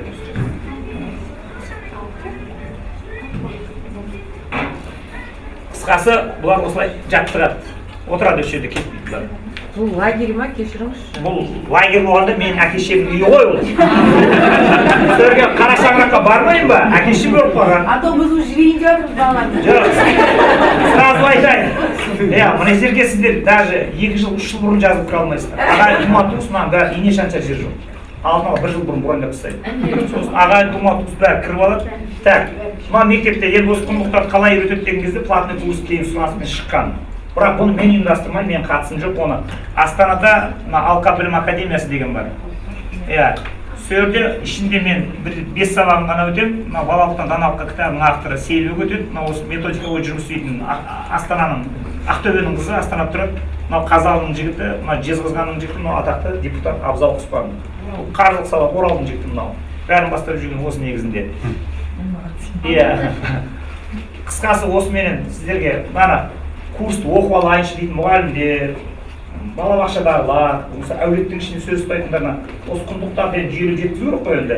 Балалықтан даналыққа деп ешкім әкеліп береді. Енді ол мынандай нәрсе. Сіздер қазір мына жерде мен әңгіме тыңдап отырған кезде бәрі түсінікті сияқты, күшті сияқты тұрады ғой енді. Бірақ қазір ғана болсаңда, қазір үйлеріңізге барасыздар, барғаннан кейін күйеулеріңіз сұрайды сіздерден, қайқа барып келдің, ей, бейбі деп. Олар мектепте сұмдық жиналыс болды. Не деді ана пәленше келіп, не айтты? 2 сағат не айтты ол дейді. Сіз тұрасыз айтасыз, сол не айтты қалып отырсыз. Бірақ күшті! Себебі, тегіндер бәрін бұйтып қаласыз. Есенсемет, естенсемет, қайсен отырасыз. Сондай шатасы болмас үшін ата-аналарға арнап балалықтан даналыққа деген кітапты біз жазғанбыз. 3 адам біреу жазған, бір адамның атынан жарияланған. Балалықтан даналыққа деген. Бірақ бұл ауадан алып жазбайсың оны. Бұның теориясын қалыптастырған именно осы құндылықтар қалай сабақ береді. Штутгартта тұратын Элизабет Лукас деген неміс кемпір бар. 77-78-ге әр жайғасы бар. Хускеулі немістің балдарын адам болған деді бейшара. Соның 5 па 6 жақсы кітап жазған, біз теориясын алдық тағына практикасын қазақшамен толтырдық. Мынау ата-аналарға көрдіңіздер ма? Мына үйлеріңізде енді күйеулеріңіз енді көбіне бала тәрбиесіне араласады деп мен ойламаймын. Еркектердің психологиясы бәрі сонда ғой. Не қанша керек? Сразу ақшаны берсе не? Болды. Сұраған ақшаны бәрін беріп отырып қой деп. Менен бастап сондай бәрі. Әдеміш. Кеше ғана әйелімнен сол үшін сөз келіп қалды. Так, мынау біздің жинақтаған әлден нәпсіға дейін деген осы. 5-ші жылдан бастайды, санама, тақпа, қуырмаш, жаңа мен балам айтып тұрған бата. Қаншаға? 18 Ол ондай 18 ол бәрі үйленіп, келін алады, келін немере бар. Бәрі шайқаса сол, тоқсан формат болады. Сіздер отыра алмайсыз. Сіздер маркетинговый ходыңыз дұрыс емес. 12-ден кейін болмайды деп, бізге болады деп айта бермейді. Болады! Тек қана шымшырақ үшін десек. Үскедені бер, махаббаттың мәнін бер. Так, одан кейін бұл мәселені Санжар ойлап тапты екен деп қалмаңыздар. Бұны ең бірінші байқап, құлаған кезде бір трезвый адам болған, ғалым, қазір сабақ беріп жүрген, оның ұстаз Бейсенбай Кенжебаев деп онда көрсетеді. Ол Алма Қыраубаева деген Қызылорданың Шиелінің қызы, сол бастайды, 91 жылы, ұлттық мектеп дегенде. Сіздердің балдарыңызды қазақ мектебіне берін деп жүрсіздер ғой, қазақ мектеп, бірақ ол ұлттық мектеп емес. Не үшін? Себебі ұлттық мектеп деген Ыбырай Алтынсаринікіндей болу керек. Сол үшін сіздер қазақ мектебіне берсеңіздер, балалар чувствует деп отырған себебіміз сол. Қазақ мектебіне барған балалар қараңыздар, шежіре тарқатып алатын болу керек. Түсініңіздер ме? Сіздер руларыңызды есейіп, үйленген кезде барып, әйел 2-3 бала туғаннан кейін бар, осы сен не дедің деп сұрап жүрсіздер ғой. Сөйтіп бір-біріне ру сұрамайды жүре береді. Есейіп барып, үлкендерден, шалдардан үйренесің сен. Біз кіші бізге анаған үйлену болмайды деп айтып жатыр саған. Ауылда жатса енді, оңтүстік тарапта болсаң тез үйретеді. Мына солтүстік Ақтөбенің орыс шоқар қыздарын үлкенде көріп құдай салмасын деп. Анау жүзінде білмейді. Инцестке кетіп қалуы мүмкін, қаупі өте жоғары. Сіз білмейсіз. Ол өзбектер, мысалы менің өзбек достарым бар. Сол айтады маған, рахат қой сендерге дейді, қаршың контроль жасап отырады. Таңмен біз тоқтата алмай жатыр, күресіп жатыр, ағартушы өзбек, сайранның өзбек, мықты жігіт. Соны ең бірінші жасаған мыналар. Қазақ мектебіне бердің ба, ол жерде шежіре білу керек, хандар тарихын білу керек. Сіз мектепте хандар тарихын білмейсіз бе? Абылай қайда, Есім хан қайда? Әулиелер тарихын сіз білмейсіз. Кім біледі ал кәні? Бекет ата тұрған мектепте. Кім біледі мысалы Қожа Ахмет Яссауиді? Кім біледі мысалы Кеңгірбайды? Кім біледі Мәшһүр Жүсіп мектепте? Сен оны есейіп бар, сот күнде үйреніп аласың. Ал көшіп қонып жүргендерді мына қайда барады деп сұрайсың сен. Бекет ата білмедім, мен мысалы бірінші Бекет ата деген бар екен, мен 2001 жылы бардым, сол мынандай дәуір бар екен. Мектепте айтпайды саған. Соны мына ескергендерін жасаған. Сөйтіп 93 жыл бұл жерден барып Жандосов деген ауылдан бір ескі дом культураны сатып алып темір сөйле ашқан. Бірақ 93, 94, 95 жылдар ең экономиканы күйреген кезде бандитизм күшейген кезде естеріңізде болса, ақша жоқ. Сөйтті бұл олар ақша төлей алмай қалады. Ал бұл барып байлардан көмек сұраған, мектепті сақтап қалу көмектесу. Ол кезде ақшаның бәрі орыс тілді қазақтардың қолында болған. Сөйтті тіл ортада барьер, мынаны не істеп жатқанын түсінбейді. Олар тұрады, ойбай, английский үйретейік. Ол былай дейді, тоқта английский біз ұлт ретінде жойылып, адам ретінде жойылып барады. Тоқтасайшы. Мынау күресек, мектебінде ақша жоқ, сол кезде КТЛ ашылды. Балалардың бәрін алады дағы еді. Қазақтар ойбай, математика үйреткен, английский үйреткен, ана жаққа ақша жіберді. Содан бұл жабылады ана жерден. Сөйттағым бұл чиновник болған диктағымын 97-98-де Астанаға барады, сол жақтан ұрған төбеден дейді. Сол кезде бұл онкологиямен ауырды, 2001 жылы өліп қалады. Содан бұл тоқтайды. Енді бұл қазір бәрі Қуыскеуден балдатады. Өр болып кетті мектеп. Әсіресе Астана қаласы. Толы қазақ мектептері есіктерін ашып жатыр. Ұлттық мектеп жасаңдар деп. Тем более Тоқаев келді, поддержка беріп кетті, өткен білесің. Яссауиятында орден беріп насихаттаңдар деп. Насихаттан сен не кітап жоқ, не адам жоқ. 30 жыл кадр дайындамаған. Ал Яссауият қатысып бар адамдар бәрін соқтап талқан деп тастаған. Көрдіңіздер ме тарихтегі қалай же? Енді бұл директордың қолында. Бер, мә. Ал Қуыскеуде деген бағана мен айтқан. Ең бірінші оригиналын Питер Уотсон 12 жылы жазды, The Age of Nothing деген атпен шықты. Кейін 22 жылы Россия аударды, ол сөзбе-сөз аударды, эпоха пустоты дейді. Біз оны алдық дағы қазақша вариантын Қуыскеуде жасадық. Мына өзіңізге диагноз қойғанға. Не үшін осыншама тозып кетті деген кезде, бәлем бәрі Назарбаевтың кезіндегі мәдениет министрлігіне байланысты. Ермұхамед Етісбаев деген мәдениет министрі білесіздер ме? Бір ауыз қазақша білмейді. Соның кезінде Қазақстанның күл талқан болаттағына Наурыздан айырылып, Наурыз осыдан 2 жыл естеріңізде болса, тек көшеге шығып тамаққа таласатын тұғын. И ол фейсбук басып кететін тұғын. Так. Одан кейін шығарғандардың біреуі мектепке арнап, үйлеріңізде қыздарыңызға 14-15 жаста оқып тастайсыздар. Махаббаттың мәні. Нағыз махаббат лапылдаған құмарлық сезім сөнген сәттен басталады деп айтады. Махаббат деген қасында партнеріңді рухани өсуіне жағдай жасау, ананы постоянно дамытып жетілдіріп отыру. Көрдіңіз ба? бірақ сіздер даму деген ойлап қалмаңыздар, Вьетнамға барсам жаңағы дамуға тайский массаж алған дамыдым деп жүр ғой, ол ерунда нәрсе. Мынаны оқытасыз, бұл ерте жүктілік. Мына шыққанда романтикамен ойнауға болмайды. Оның мән мағынасын, философиясын 14-15 жаста үйретіп тастау керек. Көрдіңіздер ме? Сондықтан до того мына махаббат темасын шеше алмағаннан кейін үкімет осыдан 2 жыл естеңіздер ме? Ерте жүктілікті қалай тоқтатамыз дегенде мектептерде презерватив таратайық деді ғой. Бітті тұрдың ғой уже разрешение бердім деген сөз ғой. Так, енді ата-аналар, әсіресе Алматы мен Астананың ата-аналары өте щепетильный болады. Күні кеше қаладан осы жерге көшіп келсе де өздерін өте модерн, өте ақылды санайды өздерін жаңағы. Самый жаңағы ең передовой идеялар біз игеріп жатырмыз деп ойлайды. Мен сөйтіп басқа қаладағыларды сөйтіп тағы мынандай классикалық тәрбиені берсем, ойбай ішінде Нұх пайғамбар деген сөз бар екен, ойбай ішінде Мұсаның аяғы деген сөз бар екен, ойбай жерде Құран деген сөз бар екен, балам фанат болып кетсе қайтеді, дұрыс енді кезінде салафизм страшный болған рас. Иә, уже бірақ оның ар жағы сіздерге гуманизм деген бәлені алып келеді. Гуманизм деген сөз Құдайды тақтан құлатасыз да, орнына адамды Құдай қыласыз. Адам Құдай болған кезде уже шашын бояу, қырқылып, кесім, жынысын ауыстырып тоқтата алмай қаласыз уже. Вообще тосып кетесің. Сондықтан ойнауға болмайды. Салафизмнен де қашасың, гуманизмнен де қашасың. Ортасынан руханиятқа шығып кеткің керек. Ол руханияттың бізде точно дәлізін жасаған бір адам, ол шәкәрім. Ол одан асқан көрген жоқпыз біз. Мынаны енді Алматы мен Астананың щепетильный ата-аналарына жасады. Олар ішінде вообще Алла деген сөз болмасын дегеннен кейін қоқ құрсын олар жүрек жағы өп қалады.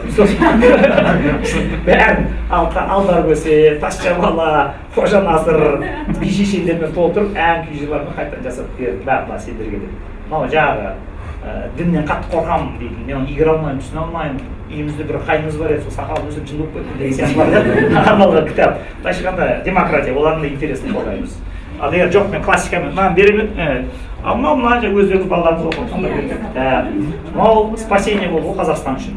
Не істейміз? Бізді халықаралық жәрмеңкеге Қазақстаннан отбасы хрестоматиясын шақырады. Осыдан 3 жыл бұрын Иранға барған кезде мына жазушыға танысқанбыз, менде мынандай проект бар деген. Қарайды, қазір балалардың психологиясын көрдіңіз бе, қалың кітапты көріп шошып кетеді. Сосын атты бір беттік кітап деп ұрған мынау. Өте ғибратты, мықты даналықтың бәрін бір беттен асырмай жазатын неге шұғылданған бұл. 50 түрлі, бәрі тұрғылықты адамның жүрегі шайқап жүреді. Сондықтан балаңыздың көкірегіне даналықты солай егесіз. 1 жылдығын ойлаған еді бидай егеді, 10 жылдығын ойлаған еді ағаш егеді, мәңгілігін ойлаған еді баласының жүрегіне ізгіліктің дәнін егеді деп айтамын. Себебі сол. Мына Мәхди Мироземи деген мықты кейін қазақша аударып компит қылды. Хорошо, что соғысқа дейін бұны шығарып алды. Әйтсе бомба түсіп кетеді басымызға. Бат болып жүрген кезде. Енді 4 тұлғаны бер бесеннен бастап.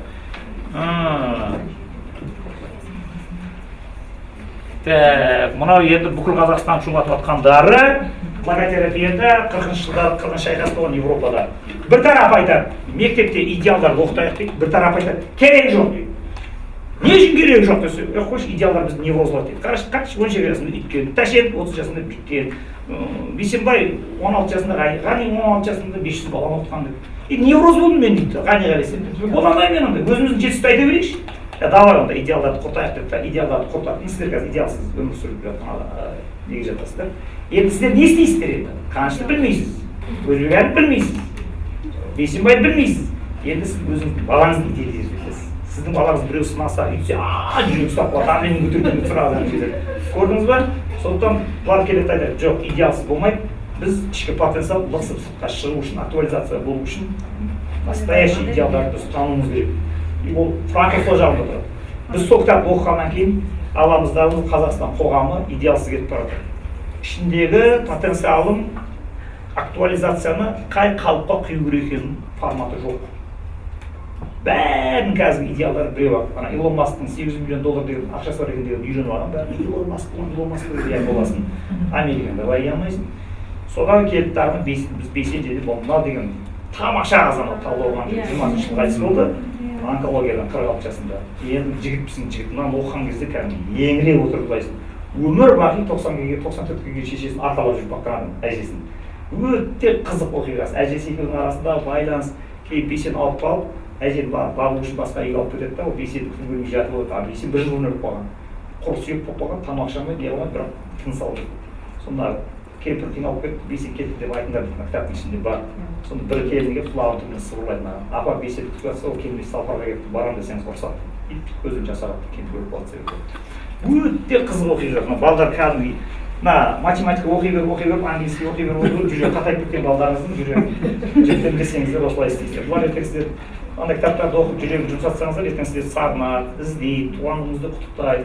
Егер өйтпейтін болсаңыз, мұздай болып кетеді да, ертең сізді туған күніңізде ат кеткізіп жіберіп отыра береді. Келін вообще сіздерді мамам, апам, атам демейді, атака, ажека деп сөйлейді. Алыстайсыздар. Одан кейін Ташкент. Мынау деген духовитый қазақ, ойбай, мынаның харизмасы деген страшно. Хрущевтің кабинетіндегі шайқасын көрсең, мынау өзінің Хрущевпен қалай тірескенін менің туған енемнің туған ағасын айтып берген. Мен оны биыл жазда оны естіп алып, баға ол қайтыс болып кетті бір ай бұрын. Мен интервью алып өткізіп жүр екен да. Шардарада 4 күн Ташкентті алып жүрсе өзі Хрущевпен мына не жершін, ана жынды таңын әлет. 5 облысты Қарағанды, Петропавл, Павлодар, Қостанай, Көкшетау, Астана маған бер, ана Астананы Хрущевқа келген.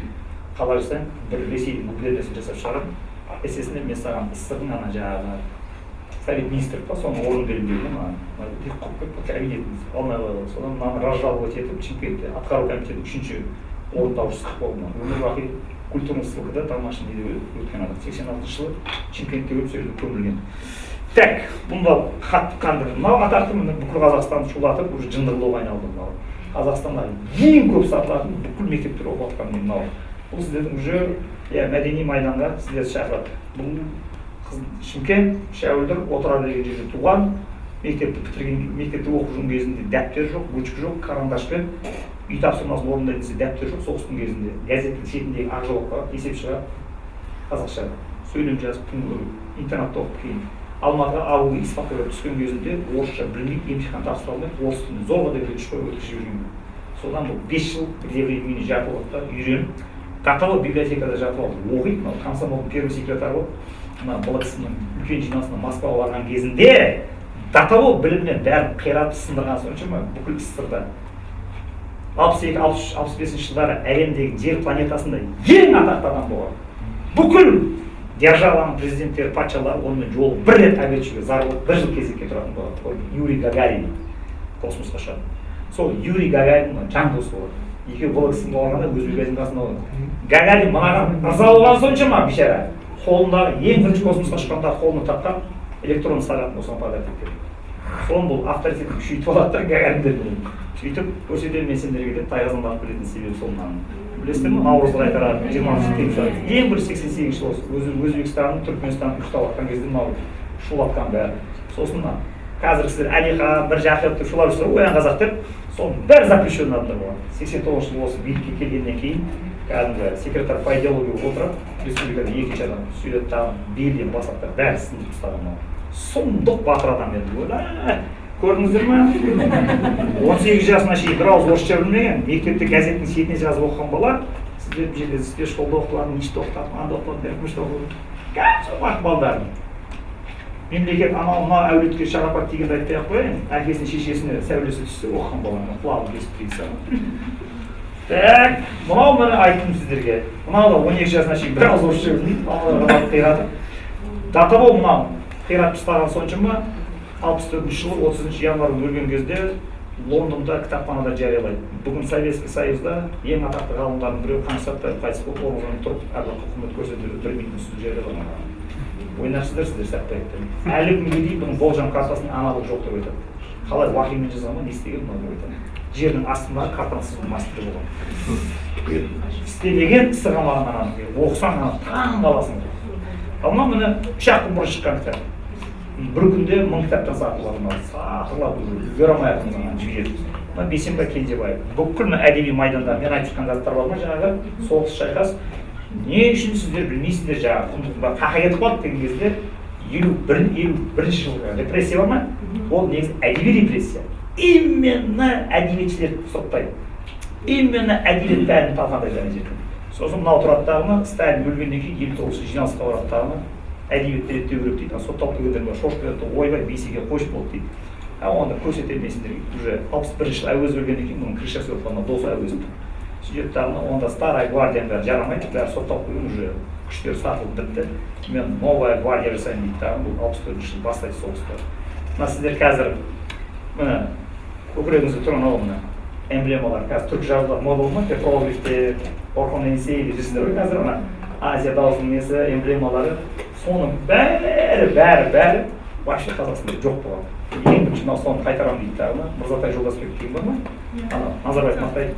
Соны студент кезінде мынау дайындаған. Соны барып ақ білесіңдер.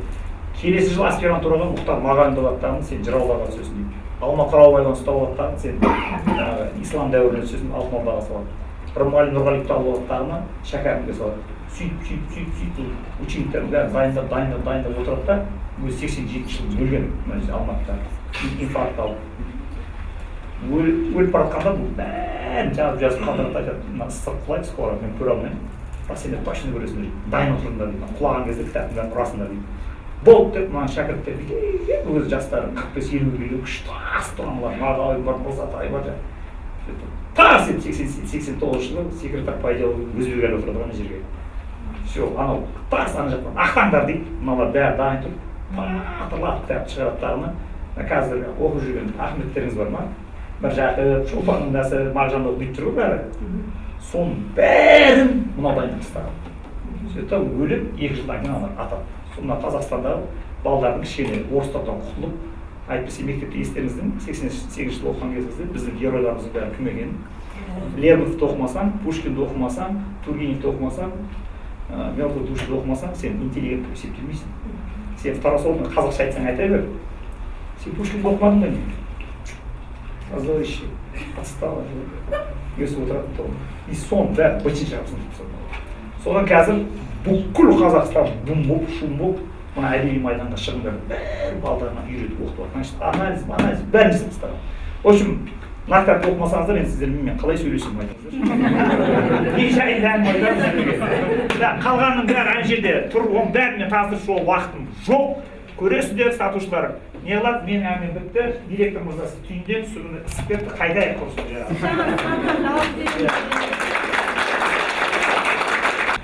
Біз қазір ата-ана ретінде, жалпы ұстаз, мұғалім ретінде қарасақ, ойланып отырсақ, шынымен де біз осы әңгіменің барысына қараған кезде біз салдармен күресіп жатқан сияқтымыз. Жалпы болып қойған дүние. Ал оның ары қарай тереңіне үңілетін болсақ, бұның себебі не? Себебі қайда жатыр деген кезде, жаңағы бір баланың оқиғасы арқылы жалпы адам болмысының бүкіл қыр-сырының барлығын осы өмірімізбен бізді байланыстырып, Санжар мырза бізге өте керемет деңгейде жеткізіп берді.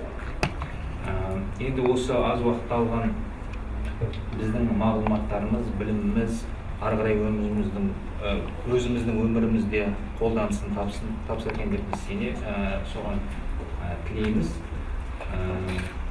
Жалпы барлығымыз ата-ана ретінде елегеніміз бір терілген күш бағы. Осы біздің баламыз қалай адам болады.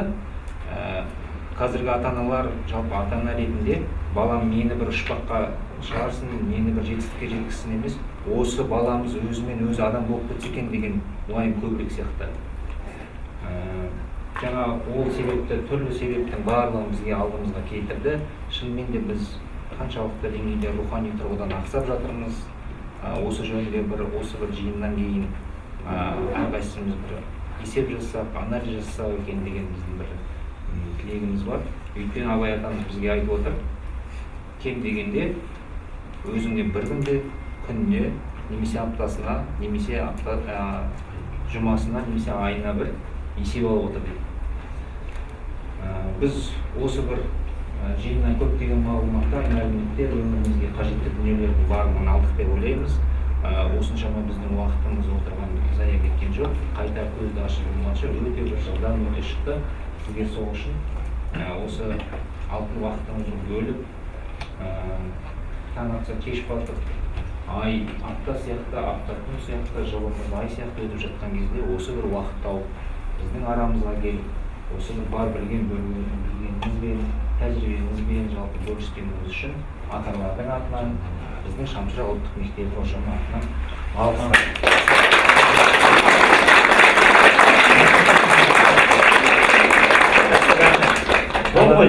Қаламыз шыңдала берсін, әрдайым осылай бізге қажетті дүниенің барлығын қазақ руханиятына қосатын мол үлесіміз бола берсін. ары қарай бізді рухани тұрғыдан дамытуға жалпы қазақ елін, қазақ қоғамын дамытуға күш жігерімізді аямай төгеді. Жақсы, онда Райхан апа екеуіңіз мына мектепті шамадан тыс модерн қылып, космополиттер дайындамай, Ыбырай Алтынсарин мектебіне айналдырсаңыздар. Себебі Ыбырай Алтынсариннің мектебінде кімдер шыққан білесіздер ма? Ол жерден кім шыққан? Ахмет Байтұрсынов сол жерде оқиды, Міржақып Дулатов сол жерде оқиды, Ғабит Мүсілеп сол мектепті бітіріп шыққан, Ілияс Омаров сол мектепті бітіріп шыққан, ең бірінші роман жазатын Спандияр Көбеев сол мектепті бітірген, сосын Бекет Өтетілеуов сол жерде бітіріп шығады, атақты ақын, сосын Ғафур Қайырбек бітіріп шығады, сосын Сырбай Мәулен бітіріп шығады. Бүкіл кейінгі Қазақстанның тәуелсіздігі үшін күресетін тяжеловестердің бәрін Ыбырай Алтынсарин оқып шығарған. Сол Ыбырай Алтынсарин мектепті соққан кезде жасы қаншада болған білесіздер ме? 22 жасар қатысаңыз. Әне суретіне қарап 60-тағы білесіздер, 22-23 жасында жасап жүрген.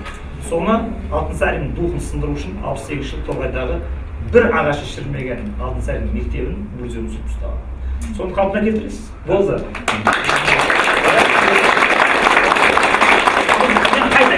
Сөзіңіз алдыңызда біз барынша шынымен де қолымыздан келгенше, білім мен тәжірибе жеткенше осы бір дүниені жасауға тырысып жатырмыз. Арбамызға сындырмай, өгізді де өлтірмей, бұл өте нәзік мәселе. Жалпы дінге келген кезде, ұлттық құндылыққа келген кезде, ал шынымен де біз бағана қараған кезде алаш зиялыларының барлығы бүкілінің өмір тарихын оқысаңыз, шынымен де жаңағы 10-12 жасқа дейін ауыл молдасынан ал сауатын ашқан, өзінің мына кеудесінің барлығын өзінің тамырымен ұлттық құндылықтарына байытқан адам ғана сол жағдайда ғана ол кейін өзінің халқына, ұлтына қызмет ететініміз көріп біліп отырмыз. Барынша осы дүниенің барлығын қазіргі дайындап отырған, қазір оқытып отырған шәкірттеріміздің жүрегіне осы дүниені сіңірсек деген ниетіміз бар. Кітап көрмесеңіздер бұл жерге жақында қыздарға түсіндіріп ала бересіздер. Ютубқа кіруге ұяламын да, тақтан оқып подкаст беріп, бұл кісіге тағы барымдар. Инстаграмда да мен 159 мың подписчикпін. Алыңыздар жазып қосаңыз, ішінде толы болсын. Ана кітаптардың бәрі ішінде ютубқа сен былай әңгіме